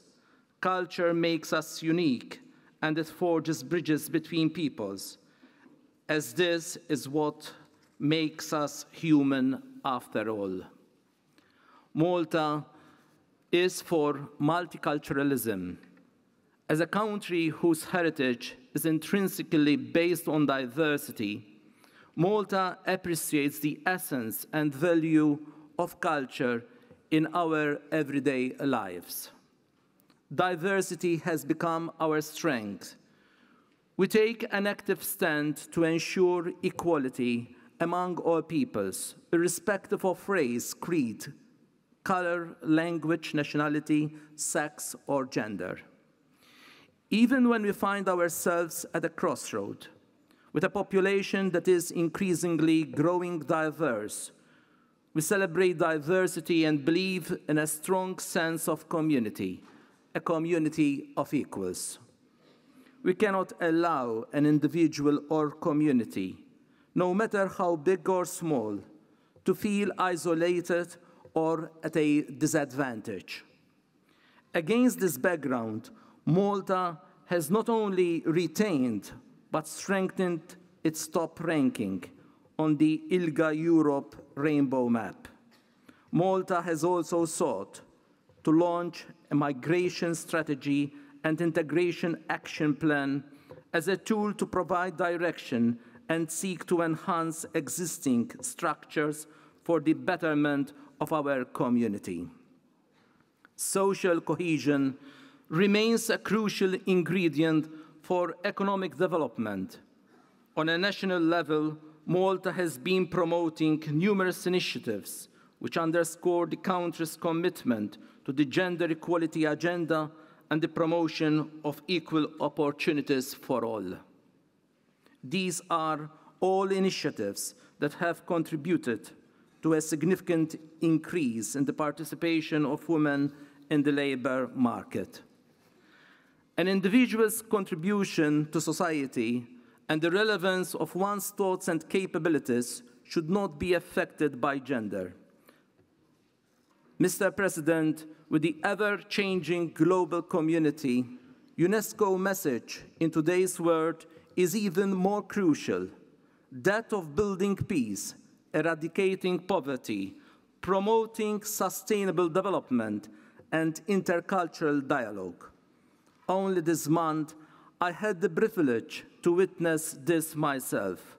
Malta always sought to look for opportunities for bridging the gaps in intercultural relationships, including interfaith dialogue and understanding, as well as recognizing the importance of cultural diversity in the Mediterranean via a coherent and integrated approach. Earlier this month, Malta hosted ArtCamp 2019, a UNESCO project, a gathering of artists coming from the Mediterranean and Europe who spent time living together, working together, thinking, debating, and reflecting together. And in this regard, allow me, Mr. President, to take this opportunity to thank UNESCO Special Envoy for Cultural Diplomacy, Madame Hedvasser, for her efforts to promote multiculturalism and intercultural dialogue through culture and art, thus promoting inclusiveness as a way of life in our contemporary times. The bridging of intercultural dialogue between communities and religions as a vehicle for the successful process of cultural diplomacy offers a more informal and successful form of harmonization among different peoples. Projects such as these are important tools that underpin UNESCO's role in culture as an essential tool in education and the promotion of peace. Thank you. Thank you, Your Excellency. I now invite Her Excellency, Mrs. Lamia Shakur, Ambassador Extraordinary and Plenipotentiary Permanent Delegate of the Syrian Arab Republic to UNESCO.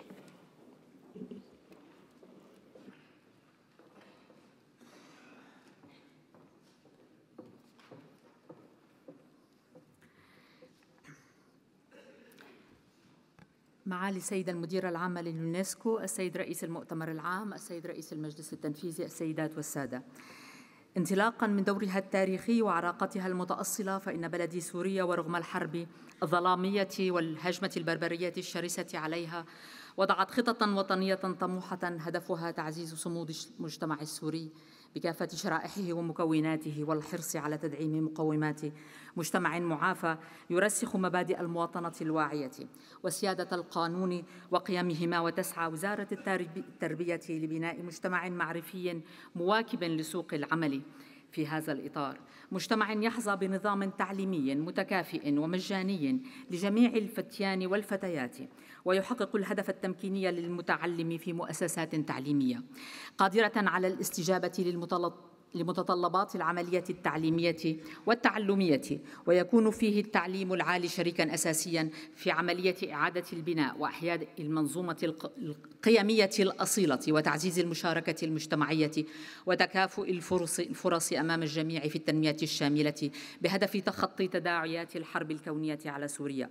ورغم سنوات الحرب الثمان والخسائر البشرية بين صفوف المعلمين والطلبة وتدمير للعديد من المدارس، فلقد كفلت وزارة التربية في الجمهورية العربية السورية ضمان استمرار العملية التربوية وتأمين مستلزماتها وتهيئة بيئة تعليمية مؤاتية وتعويض الفاقد التعليمي والمعرفي وتقديم خدمات الدعم النفسي والاجتماعي وتطوير وبناء قدرات المعلمين والمدرسين وتطوير المناهج التربوية التعليمية، وما يتلائم وطنياً مع تحقيق الهدف الرابع من أهداف التنمية المستدامة بحلول 2030 والارتقاء بجودة التعليم وفق المعايير الوطنية للمناهج التربوية ودمج التكنولوجيا بالتعليم وتطوير التعليم المهني والتقني ومواصلة رعاية المتفوقين والمتميزين والتحفيز على زيادة الالتحاق بمرحلة الطفولة المبكرة والاستثمار في التعليم المكثف والبديل والتعلم الذاتي، وما يستهدف الأطفال المتسربين ودمج ذوي الإعاقة وتعليم الكبار وتنفيذ خطط استجابة تربوية مرنة في المناطق المتضررة والتي شهدت نزوحاً بعد تحريرها من جور المجموعات الإرهابية. كما تعمل وزارة التربية على تعزيز المواطنة الواعية ودعم استقرار الأسرة وتمكين المرأة والشباب، فأتى مؤتمر التطوير التربوي الوطني 2019 بناء الإنسان والوطن بمشاركة وطنية ودولية، كما تم تمكين مركز تطوير المناهج وإنجاز التقرير الوطني لرصد التقدم المحرز باتجاه تحقيق الهدف الرابع التقرير المدعم بقواعد البيانات الحديثة ميدانياً. وأتى أفق التنفيذ لغاية 2030 عبر 3 مراحل: مرحلة الإغاثة، مرحلة الانتعاش، ومرحلة الاستدامة.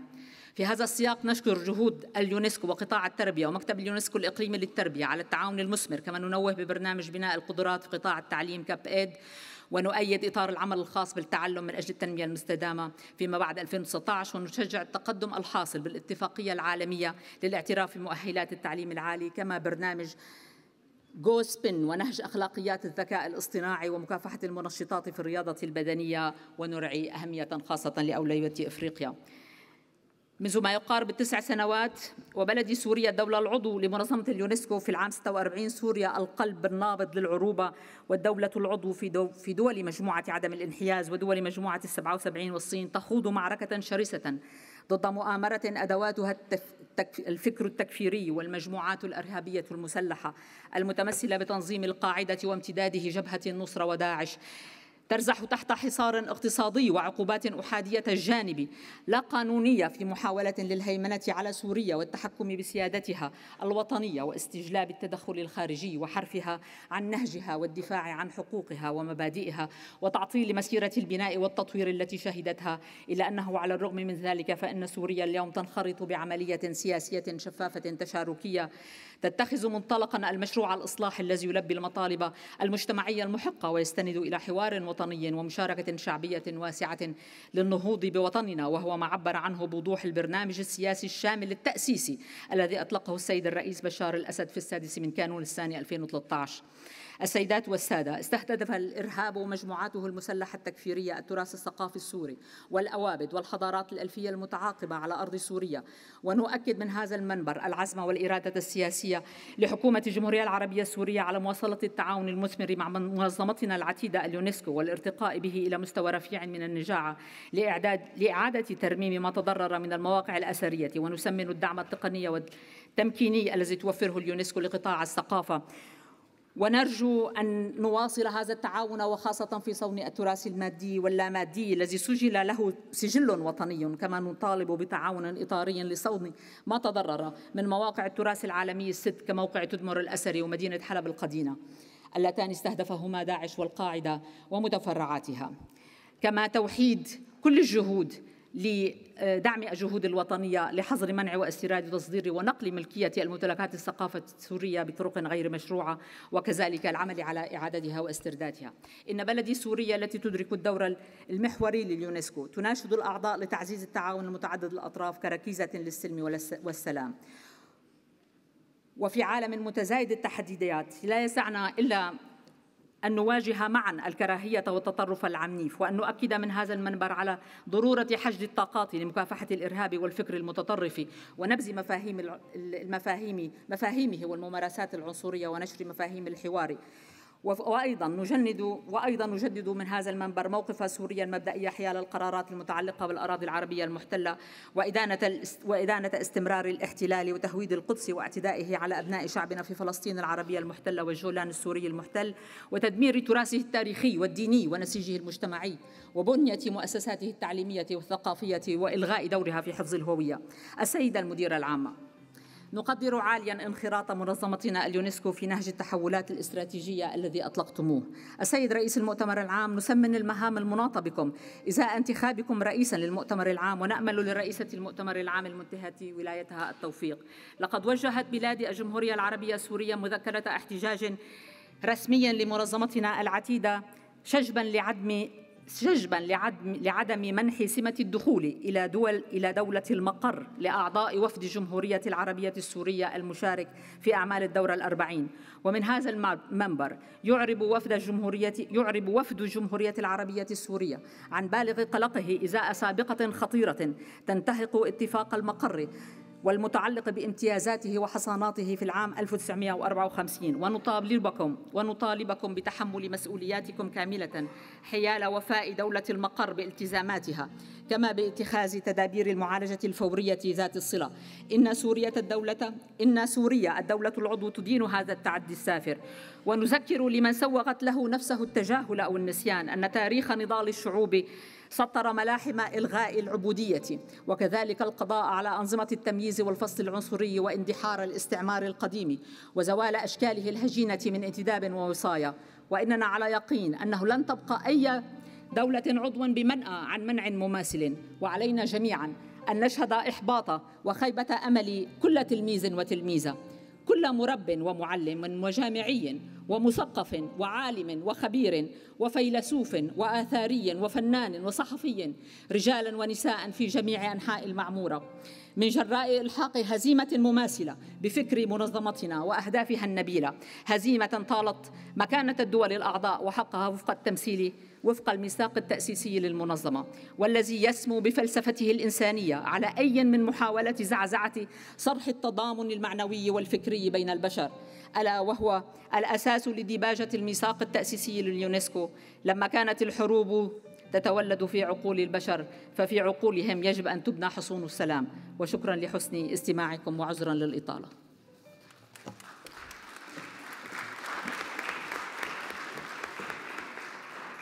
Thank you. I now give the floor to Mr. Vladimir Chirinchus, Permanent Delegate ad interim of the Republic of Moldova to UNESCO. Mr. President of General Conference, Mr. Chairperson of the Executive Board, Madam Director General, Excellencies, ladies and gentlemen. At the outset, I would like to congratulate His Excellency Ambassador Ahmet Altay Cengizer on his assumption of the presidency of the General Conference and to commend his wise leadership of this session.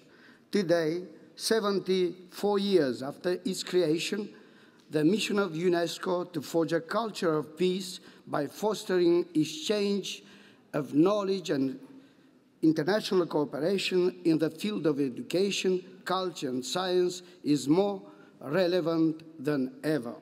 I take this opportunity to reaffirm the strong support of the Republic of Moldova for UNESCO and its increasingly important role in creating genuine dialogue between cultures and peoples based upon mutual respect and shared values.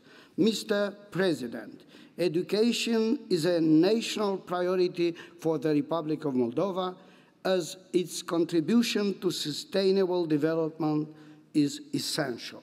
Ensuring access to high-quality education and the production of new knowledge and skills, as well as their efficient use, are the cornerstone of the policy documents in the Republic of Moldova, such as the Education Development Strategy 2014-2020, the Education Code, as well as our commitments under the Association Agreement with the European Union. The new curriculum developed for primary and secondary education is based on a new system of learning and training oriented at active learning, development of creativity and life skills, with an emphasis on the key competencies for citizens in the 21st century. In the fields of vocational and higher education, the primary objective of our policies is to meet the study offer with the needs of both national and international labor market. The tools we developed to reach this goal are implementing dual education, developing centers of excellence in specific fields of study, and a continuous dialogue with the employers, social partners, and other stakeholders. Distinguished participants, the role of UNESCO in the development of access to science is essential. That is why Moldova fully supports the elaboration of a new recommendation on open science aiming at making scientific research and data accessible to all and recognizing the role of inclusive science for the fight against poverty. The research and innovation system is an area which underwent important changes in our country over the past 2 years. We are proud to note that following the process of reforming the field of research starting in 2017, important steps were taken for the integration of the Republic of Moldova into the European research area by adopting the national program in the fields of research and innovation for 2020-2023, and the creation of a national agency for research and development. Ladies and gentlemen, we commend the efforts of UNESCO to place culture at the heart of the Sustainable Development Agenda, and we welcome the initiative to gather the ministers of culture of all member states to take action on culture and heritage as fundamental dimension for human development, peace, and social transformation. The Republic of Moldova has committed itself to a comprehensive process of safeguarding and promoting cultural and historical heritage. The cooperation between Moldova and UNESCO in the field of heritage was marked by the inscription of the traditional old carpet, craftsmanship, and cultural practices associated to beginning of spring of the representative list of the intangible cultural heritage of humanity. The National Strategy for the Development of Culture 2016-2020 sets culture as a national priority with a special focus on creative industries as source as cultural and economic well-being. In this regard, the first creative hubs was created in the Republic of Moldova in 2018, aimed at helping young creators to develop their talent and foster partnership with international partners. Mr. President, I would like to reiterate the strong support of the Republic of Moldova to UNESCO's ongoing process of strategic transformation. We are fully convinced that the increasing role of UNESCO is promoting sustainable development agenda will contribute to achieving its fundamental mission of promoting peace based on intellectual and moral solidarity of humanity. Thank you for your attention. Merci de votre attention. Thank you. I now invite Mr. Radu Butum, Deputy Representative of the European Union to UNESCO.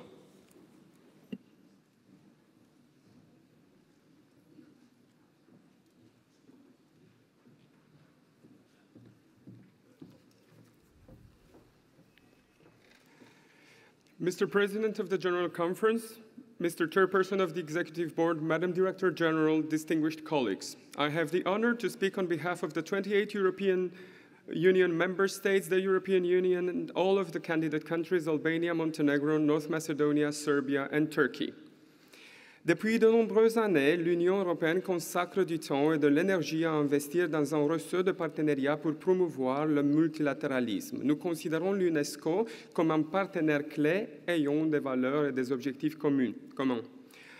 L'Union européenne reste un chef de file mondial dans la mise en œuvre de l'agenda 2030 et de l'accord de Paris. L'UNESCO apporte une contribution unique pour faire progresser la coopération internationale entre les domaines de l'éducation et de la culture pour soutenir la liberté d'expression, la diversité culturelle, l'autonomisation des jeunes, l'équilibre entre les sexes et le dialogue interculturel. L'UNESCO est aussi très bien placée pour faire face au changement climatique et à la perte de la biodiversité grâce à ses divers programmes, réseaux et partenaires.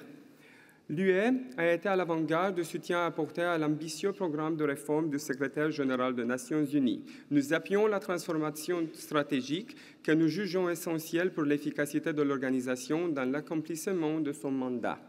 Monsieur le Président, nous nous réjouissons à la perspective de poursuivre notre étroite coopération avec la directrice générale afin de concentrer la mission de l'UNESCO sur les domaines dans lesquels elle apporte une valeur ajoutée à renforcer encore la confiance des membres par le dialogue et la communication entre tous les acteurs. Nous défendons fermement une approche fondée sur les droits de l'homme dans tous les secteurs de l'UNESCO conformément à son mandat et sa raison d'être. Lui attache la plus haute priorité à la promotion et à la protection de la liberté d'opinion et d'expression, de médias libres, diversifiés et indépendants et de la sécurité des journalistes et autres acteurs des médias. Nous apprécions le rôle de l'UNESCO dans le suivi et la coordination de la mise en œuvre du ODD 4. L'UE soutient pleinement l'action de l'UNESCO en matière d'éducation inclusive et nous réjouissons de poursuivre notre collaboration en vue d'améliorer l'utilisation des technologies numériques pour l'enseignement et l'apprentissage. The EU values the important work of UNESCO to harness culture's contribution to the 2030 Agenda, which is a horizontal enabler for the SDGs.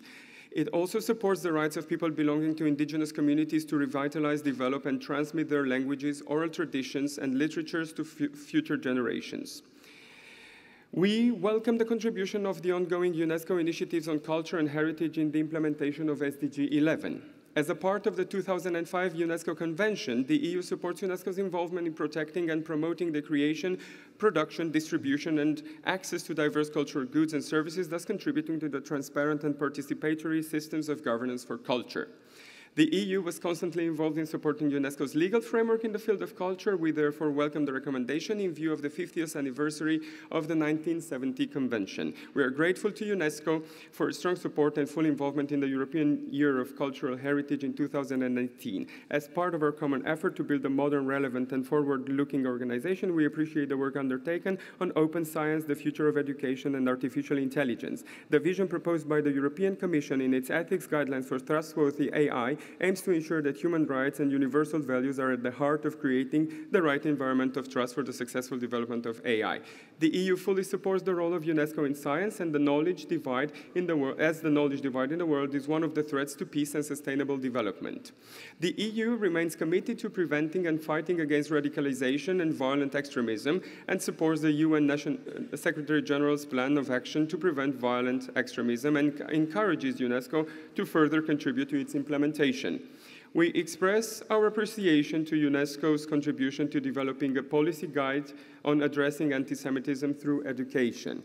The EU reconfirms its support to UNESCO's global priorities, namely Africa and gender equality.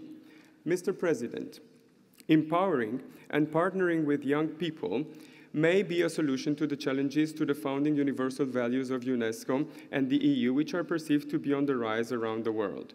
Not least in the framework of implementing the 2030 Agenda, the inclusion of young people is crucial for the credibility and sustainability of our decisions, policies, and activities. We look forward to further building our partnership with UNESCO together with young people. Thank you. Thank you. I invite His Excellency Dr. Salim Mohammed Al-Malik, Director General of the Islamic Educational, Scientific and Cultural Organization, ISESCO. أصحاب المعالي والسعادة، خوف كبير، تحديات جسيمة، حروب طاحنة، تغيرات مناخية مرعبة، صراعات عرقية، هذه للأسف الشديد بعض معضلات عالمنا اليوم. ثمة أمل تتجلى بوارقه وباعات خيره من مؤتمركم هذا. أتشرف بمخاطبتكم دولاً أعضاء مشتركة بين الإيسيسكو واليونسكو، ودولاً غير أعضاء نؤكد لها عزمنا على تعزيز التعاون، ومنظمات دولية نحرص كثيراً على توثيق الصلة معها، وخاصة منظمة اليونسكو وعلى رأسها معالي السيدة الفاضلة أودري أوزلي، معرباً لها عن استعداد الإيسيسكو للشراكة مع اليونسكو لتكون مثالاً يحتذى به في ضوء اتفاقية التعاون التي سنوقعها هذا اليوم. أصحاب المعالي والسعادة، إن الرؤية الجديدة للإيسيسكو التي نطمح من خلالها أن تصبح منظمتنا منارة إشعاع دولي هي رؤية تستشعر قضايا التنمية المستدامة، وتركز على محاربة الفقر والتصدي للتطرف وخطاب الكراهية وتمكين الشباب والمرأة ودعم المجتمع المدني وحماية الطفولة وتعليم اللاجئين والمهجرين والمحافظة على التراث، كما تستهدف الأدوار الجديدة للذكاء الاصطناعي والنماذج المستقبلية للتعليم. إن رؤية الإيسيسكو الاستشرافية فرضها واقع عالمنا الإسلامي المليء بالتحديات والفرص في ضوء المتغيرات الخمس التالية.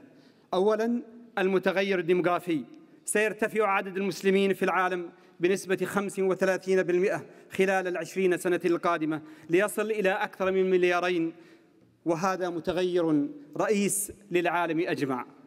ثانياً، المتغير الاقتصادي والبيئي، إن وقع الأزمات الاقتصادية التي شهدها العالم كان كبيراً على الشعوب المسلمة خاصة الفقيرة منها، مما أثر سلباً في قضايا التربية والبيئة في هذه الدول. ثالثاً، المتغير الثقافي الاجتماعي، اختفت كثير من المعالم التاريخية والأثرية لأسباب متعددة، لذا يجب التسريع في تسجيلها وحمايتها، كما يجب التصدي إلى ظاهرة التطرف وخطاب الكراهية. رابعاً، المتغير التربوي، الأمية واقع في عالم الإسلامي، حيث نسبة الأميين 40%، تمثل الفتيات والنساء 65% منهم، وهي نسبة مرجحة للارتفاع خلال العقدين القادمين. وأخيراً، المتغير التكنولوجي، اتسعت الفجوة الرقمية بين شعوب العالم المتقدمة والفقيرة، ومن هذا المنطلق أطلقت الإيسيسكو مبادرة إدماج التكنولوجيا الحديثة في التربية في مراحلها الأولية، على أن يكون التركيز على الدول الفقيرة أولاً. أصحاب المعالي، أخذت الإيسيسكو على على عاتقها بأن لا سياسة ولا تسييس في أداء مهامها. ومن هذا المنبر أدعو الدول غير الأعضاء والمنظمات الدولية للانضمام إلى منظمتنا الإيسسكو أعضاء مراقبين لنرفع رايات العمل المشترك ونرسي قواعد التكامل المبنية على الاحترام والوفاء بالتعهدات. شكرا لكم.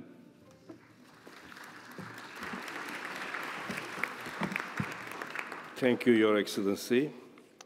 I invite His Excellency Dr. Mohammed Ould Omar, Director General of the Arab League Educational, Cultural and Scientific Organization, ALECSO.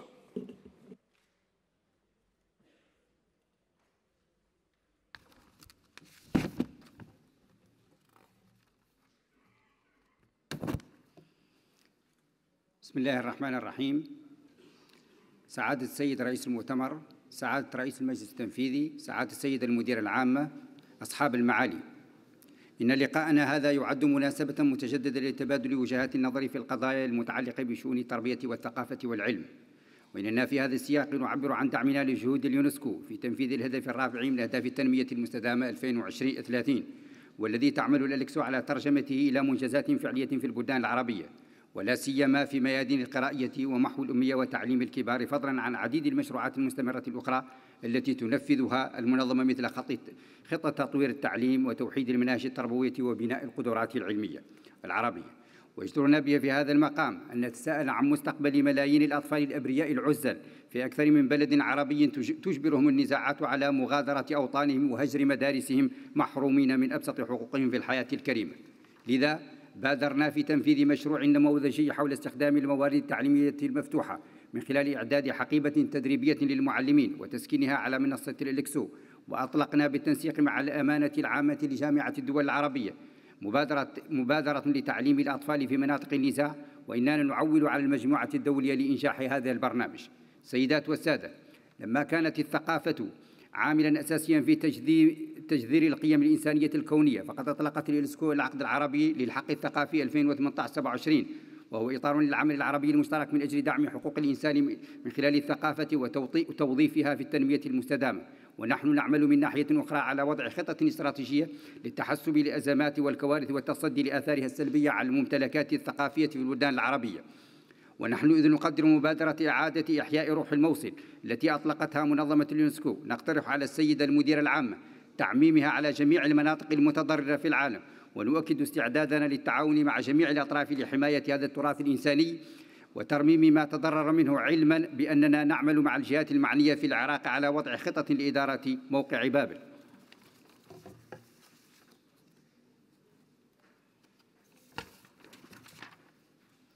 الحضور الكريم، إننا مطالبون اليوم بتحديث وسائل عملنا لمجابهة الأخطار التي تهدد السلم العالمي وحقوق الإنسان والتنمية لتمكين مجتمعاتنا من استيعاب التحولات الكبرى التي يعيشها عالمنا للتصدي إلى التغيرات المناخية والإسهام في بناء الإنسان الذكي المتحكم في وسائل التكنولوجيا الحديثة والقادر على معايشة عصره بكل اقتدار.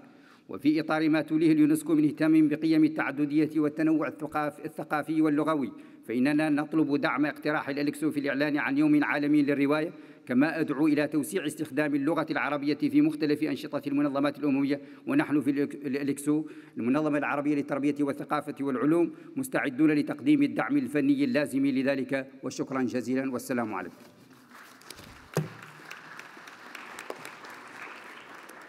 Thank you, Excellency.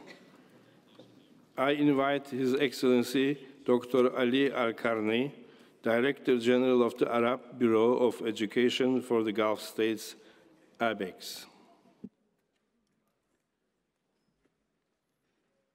بسم الله الرحمن الرحيم.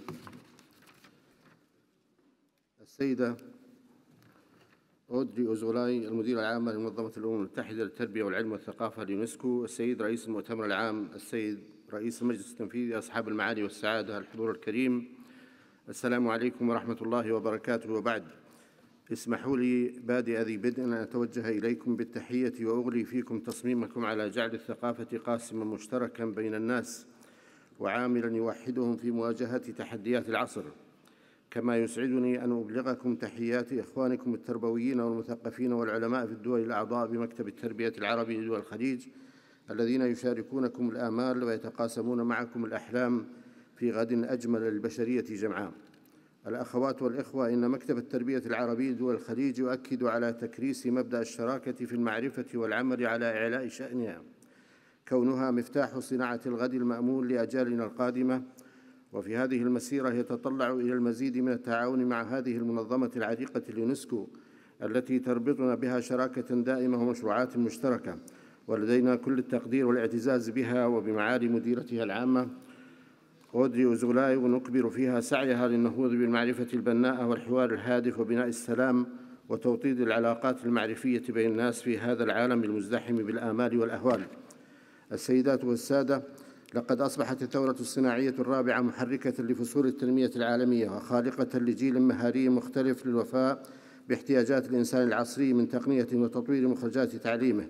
وإننا في مكتب التربية العربي دول الخليج نؤكد على أنه من دون الشراكة بين الأمم وتحديداً بين مختلف الثقافات وبدون مواكبة التطورات في استخدام التكنولوجيا في التعليم والذكاء الاصطناعي والبيانات الهائلة وتوظيفها في عملية تطويرنا للتعليم والتعلم، لا يمكن أن تتحقق الأهداف التي نحلم بها، ولا يمكن أن نعيش في عالم زاده المعرفة والحوار والعدل والتسامح. إن الهدف الرابع من أهداف التنمية المستدامة هدف حاضر وأساسي في برامج مكتب التربية العربي دول الخليج وأنشطته، كونه عضواً عن المجموعة العربية في اللجنة التوجيهية العليا والفريق الدولي المعني بالمعلمين التابع لليونسكو، ويتعاون مع المنظمات الدولية والإقليمية في عقد ورش العمل لرفع كفاية الدول وقدراتها في إحراز التقدم المطلوب وكتابة التقارير الوطنية اللازمة التي تعكس ما تم تحقيقه في مختلف المجالات. الأخوات والأخوة، من حق الشعوب أن تحلم، ومن واجبنا جميعاً أن نسهر لنحقق لها أحلامها كلها، فإن لم نستطع فجزءاً منها على الأقل يكون كافياً لأن يدونها في قائمة الحياة العصرية التي يستحقها الإنسان على هذا الكوكب الجميل الممتلئ بالحلم والخوف والمزدحم بالآمال والآلام. أسأل الله لكم التوفيق في مؤتمركم. السلام عليكم ورحمة الله وبركاته، وشكرا. Thank you. Thank you. Ladies and gentlemen, distinguished delegates, before moving to the DG's reply to our plenary debate, I wish to inform you that the delegation of France has asked for the right of reply to the statement made earlier today by the Syrian Arab Republic. In accordance with the Rule 72 of our Rules of Procedure, I will accord the right to reply for 3 minutes. Your Excellency, the representative of France, you have the floor. Merci beaucoup, Monsieur le Président, d'avoir bien voulu nous donner la parole. Je vous prie de croire que notre délégation est tout à fait confuse de devoir interrompre ce matin les travaux que vous présidez, mais nous souhaiterions effectivement apporter un droit de réponse aux déclarations qui viennent d'être faites par la délégation syrienne.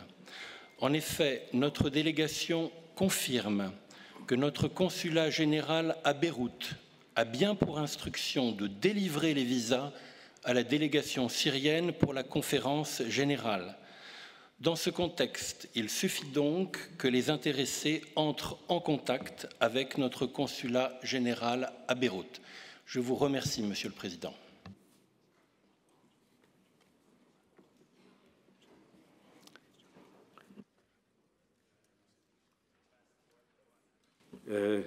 These statements conclude the General Policy Debate segment of the 40th session of the General Conference.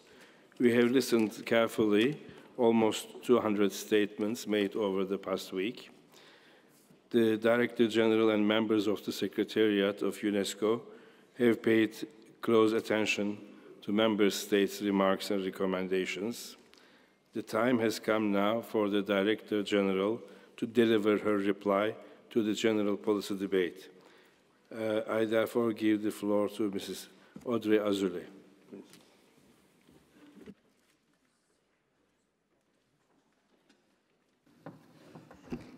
Monsieur le Président de la Conférence générale, Monsieur le Président du Conseil exécutif, Mesdames et Messieurs les ministres, Excellences, Mesdames et Messieurs, chers amis.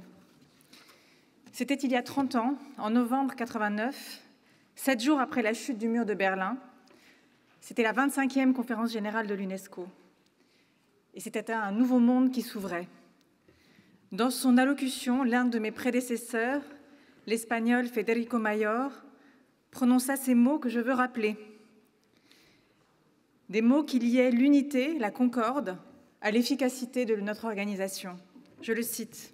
« Avec la force sereine conférée par la concorde, notre organisation a pleinement répondu à l'attente de la communauté des nations qui perçoit plus que jamais en elle un des instruments décisifs du développement, de la compréhension et de la coopération internationale. » 30 ans plus tard, les défis ont changé, mais le moyen de les relever demeure, le multilatéralisme.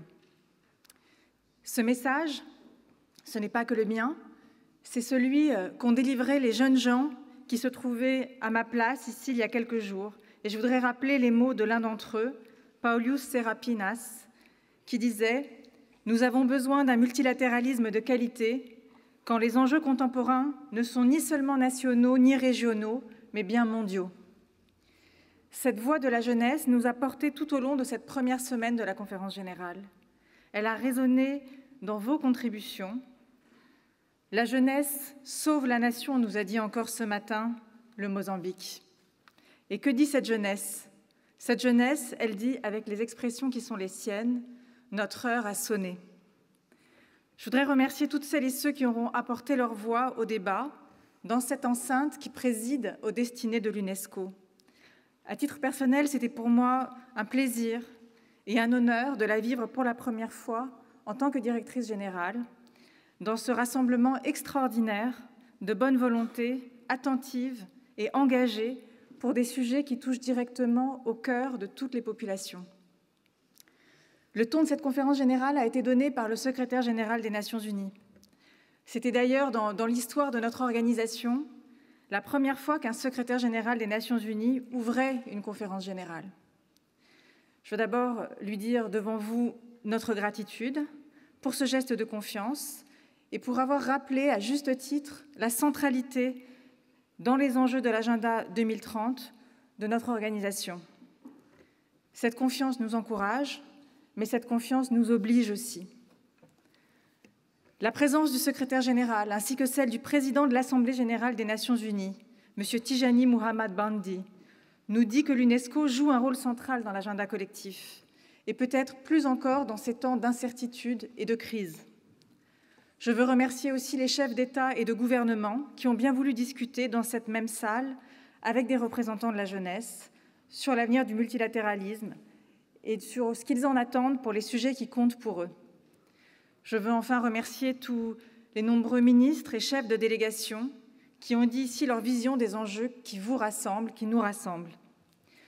Eux qui ont participé ici aux discussions qui ont réuni près de 100 ministres de l'éducation et de l'enseignement supérieur, eux qui s'apprêtent demain à participer à un forum réunissant plus de 120 ministres de la culture pour discuter, pour partager les difficultés, partager aussi les solutions et agir ensemble dans cette intelligence collective en action que nous revendiquons. Monsieur le Président, Excellences, Mesdames et Messieurs, le large appui que vous avez manifesté pour nos grandes priorités programmatiques donne de l'élan à l'UNESCO, à toutes ses équipes que je veux saluer, pour les 2 années à venir, avant la prochaine conférence générale. Je me félicite en tout premier lieu de l'intérêt que vous avez porté à la question centrale de l'éducation. Le secrétaire général des Nations unies l'a qualifié avec raison de pilier essentiel de nos objectifs pour 2030 et a souligné le rôle pivot de l'UNESCO sur ce plan. Plus généralement, c'est à nos grandes priorités programmatiques que vous avez montré votre attachement dans un esprit remarquable de consensus ou, pour le dire comme le président de la conférence générale l'a dit, dans un esprit de convergence. Vous avez insisté aussi sur l'importance de nos 2 priorités transversales, l'Afrique et l'égalité entre les genres. Il y a aussi la feuille de route que vous avez dessinée autour de nos thématiques majeures, au-delà de l'éducation, la culture, et notamment la préservation du patrimoine, mais aussi l'éducation artistique et l'économie créative, qui contribuent chacune à l'agenda 2030. La lutte contre l'extrémisme, la lutte contre l'ignorance et la stigmatisation de l'autre, la liberté d'information et la sécurité des journalistes, la promotion de l'esprit critique, la question fondamentale des sciences autour des défis du réchauffement climatique, de l'eau, des océans et de la biodiversité, mais aussi les humanités et les sciences sociales et leur rôle fondamental pour le dialogue et auprès de la jeunesse. Vous avez aussi exprimé des attentes renouvelées pour les petits États insulaires en développement qui souffrent particulièrement du réchauffement climatique. En termes de méthode, vous avez également souligné le multilatéralisme en réseau adapté à la diversité du monde d'aujourd'hui, à travers bien sûr le réseau de nos bureaux hors siège que vous avez salué, un multilatéralisme en réseau à travers aussi le dialogue et la coopération accrue avec les organisations régionales, comme par exemple avec l'Union africaine pour l'organisation de la Biennale de Luanda pour une culture de la paix, organisée avec l'Angola, ou encore le réseau des villes, notamment ces villes créatives de l'UNESCO. Et plus généralement, vous avez insisté sur notre rôle d'interface entre gouvernement et société civile, ce qui fait le sel et toute la valeur de notre organisation. Mais vous avez aussi insisté, et c'est très important, sur la fonction normative qui est la nôtre. Fonction normative qui vous accompagne au niveau national pour l'édiction de normes dans les domaines de compétences de l'UNESCO, mais fonction normative qui produit aussi du droit international, ce langage commun à tous les membres, qui vous relie et qui inscrit dans le temps long le progrès des droits. Fonction normative, avec nos 31 conventions et protocoles à ce jour, qui sont des outils précieux pour la communauté internationale, fonction normative qui s'enrichit de nouveaux chantiers que nous lancerons à l'issue de cette conférence, si vous en décidez. C'est aussi parce que nous partageons ces mêmes ambitions que nous avons pu donner collectivement à l'organisation les moyens de les atteindre. La commission compétente de la conférence générale est parvenue la semaine passée à un consensus sur la question du budget, un budget enfin normalisé qui mettra un terme à une décennie de restrictions et de recul budgétaires. C'est un signal fort, un message de clarté, de confiance et de cohérence que nous recevons à sa juste mesure. Cela viendra stabiliser notre socle financier et cela répond aussi au dynamisme des contributions volontaires, car vous êtes nombreux à souhaiter aller encore plus loin avec elles dans la coopération avec l'UNESCO sur certaines thématiques que vous jugez prioritaires. Je veux aussi me réjouir que le calendrier de paiement des contributions obligatoires se soit largement, lui aussi, normalisé pour l'écrasante majorité d'entre vous, car c'est la condition d'une gestion sereine de notre activité au quotidien. Le consensus stratégique, ainsi que cette assise budgétaire et financière, nous permettront de mener sereinement le processus de transformation stratégique que nous avons lancé avec vous. Et j'ai apprécié le large soutien que vous avez exprimé à cet égard. Notre organisation est donc consolidée et elle construit, grâce à cela, son agenda au cœur des enjeux de son temps. Mais il nous faut maintenant, fort de cette consolidation, confirmer ce redressement et préparer l'avenir de moyen et long terme. Le plus bel objectif, c'est celui que nous n'avons pas encore atteint, et ils sont encore nombreux ceux que nous avons à atteindre. Mr. President, Excellencies, ladies and gentlemen, the UN Secretary General reminded us that UNESCO plays a key role in defending multilateralism. We must show that we are worthy of this responsibility. We need to prove the impact of multilateralism every day. And as it's been stated during this debate, UNESCO is possibly the best placed organization to demonstrate what multilateralism can achieve, given the importance of the topics we deal with. The first way we're doing this is through education, of course, and I want to thank you for the support that you've shown for our different initiatives in favor of girls and women's education, in favor of a new recommendation on open educational resources, and also your expectation and commitments for our collective reflection on the futures of education, which the President of the Republic of Estonia did us the honor of calling a visionary exercise. You also clearly showed support for the Global Convention on the Recognition of Higher Education Qualifications. This convention would be a very important step towards supporting the increasing international academic mobility of students and professors, but also better integration of refugees around the world. A second area where UNESCO has a unique added value is the development of artificial intelligence. Our organization is this place where nations can decide to choose their future, to transform what is possible into what is desirable, to guide technological advances in such a way that they support human progress. This would be the goal of the first global normative instrument on the ethics of AI. In the same vein, working towards a recommendation on open sciences would be a powerful way of defending the universal rights to scientific knowledge. You also very much mentioned the importance of climate and biodiversity on all our agendas, especially in places like small island developing states, which are particularly vulnerable. I look forward to working even more closely with you to respond to this existential challenge through UNESCO's scientific programs, but also our natural protected areas and our programs of education for sustainable development. And I'm also delighted to let you know that in a few months, UNESCO will be hosting for the first time a plenary session of the Intergovernmental Panel on Climate Change. These plenary sessions provide crucial updates on the latest climate knowledge concerning the planet. A fourth way we're proving the effectiveness of multilateralism is through our support for societies after conflict or crisis, and especially our initiative to revive the spirit of Mosul. In today's world, individual identities are being used to combat the feeling of universal belonging. Culture, as a weapon of mass construction, has never been so essential, not to override differences, but to show that these differences are what elevate and sustain humanity as a whole. Excellencies, ladies and gentlemen, the many points of convergence raised in your contributions will also feed the preparation for the next pluriannual strategy, which will be presented in 2 years in the next General Conference.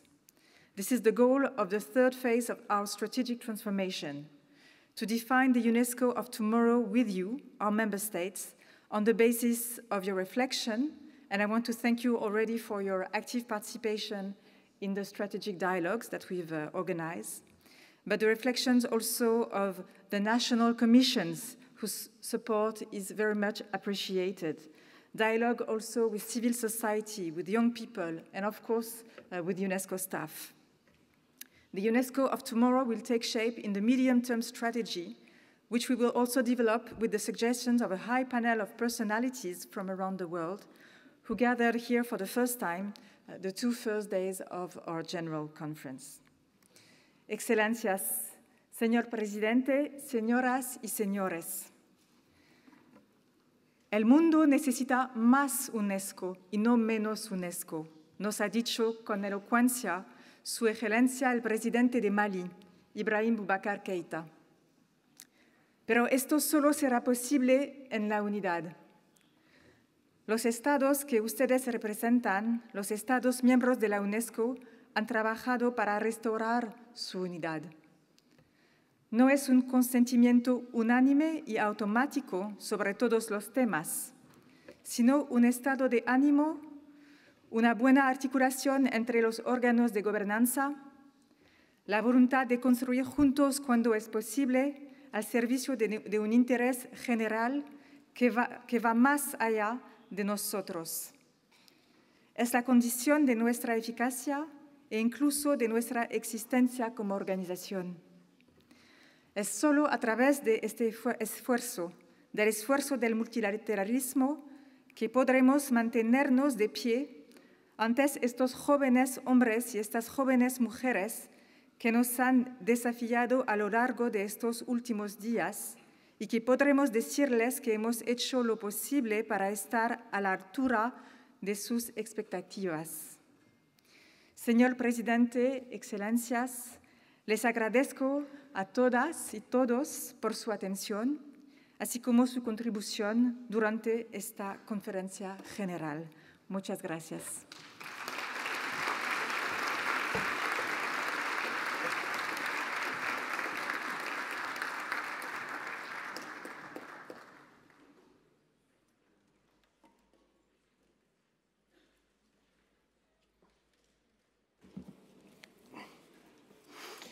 Ladies and gentlemen, we have thus concluded our work for today. I thank the Director General for a very comprehensive reply to the deliberations we made here. The plenary will reconvene on Wednesday afternoon, 20th of November, at 3 p.m. to examine items 7.3, 7.4, and 7.5.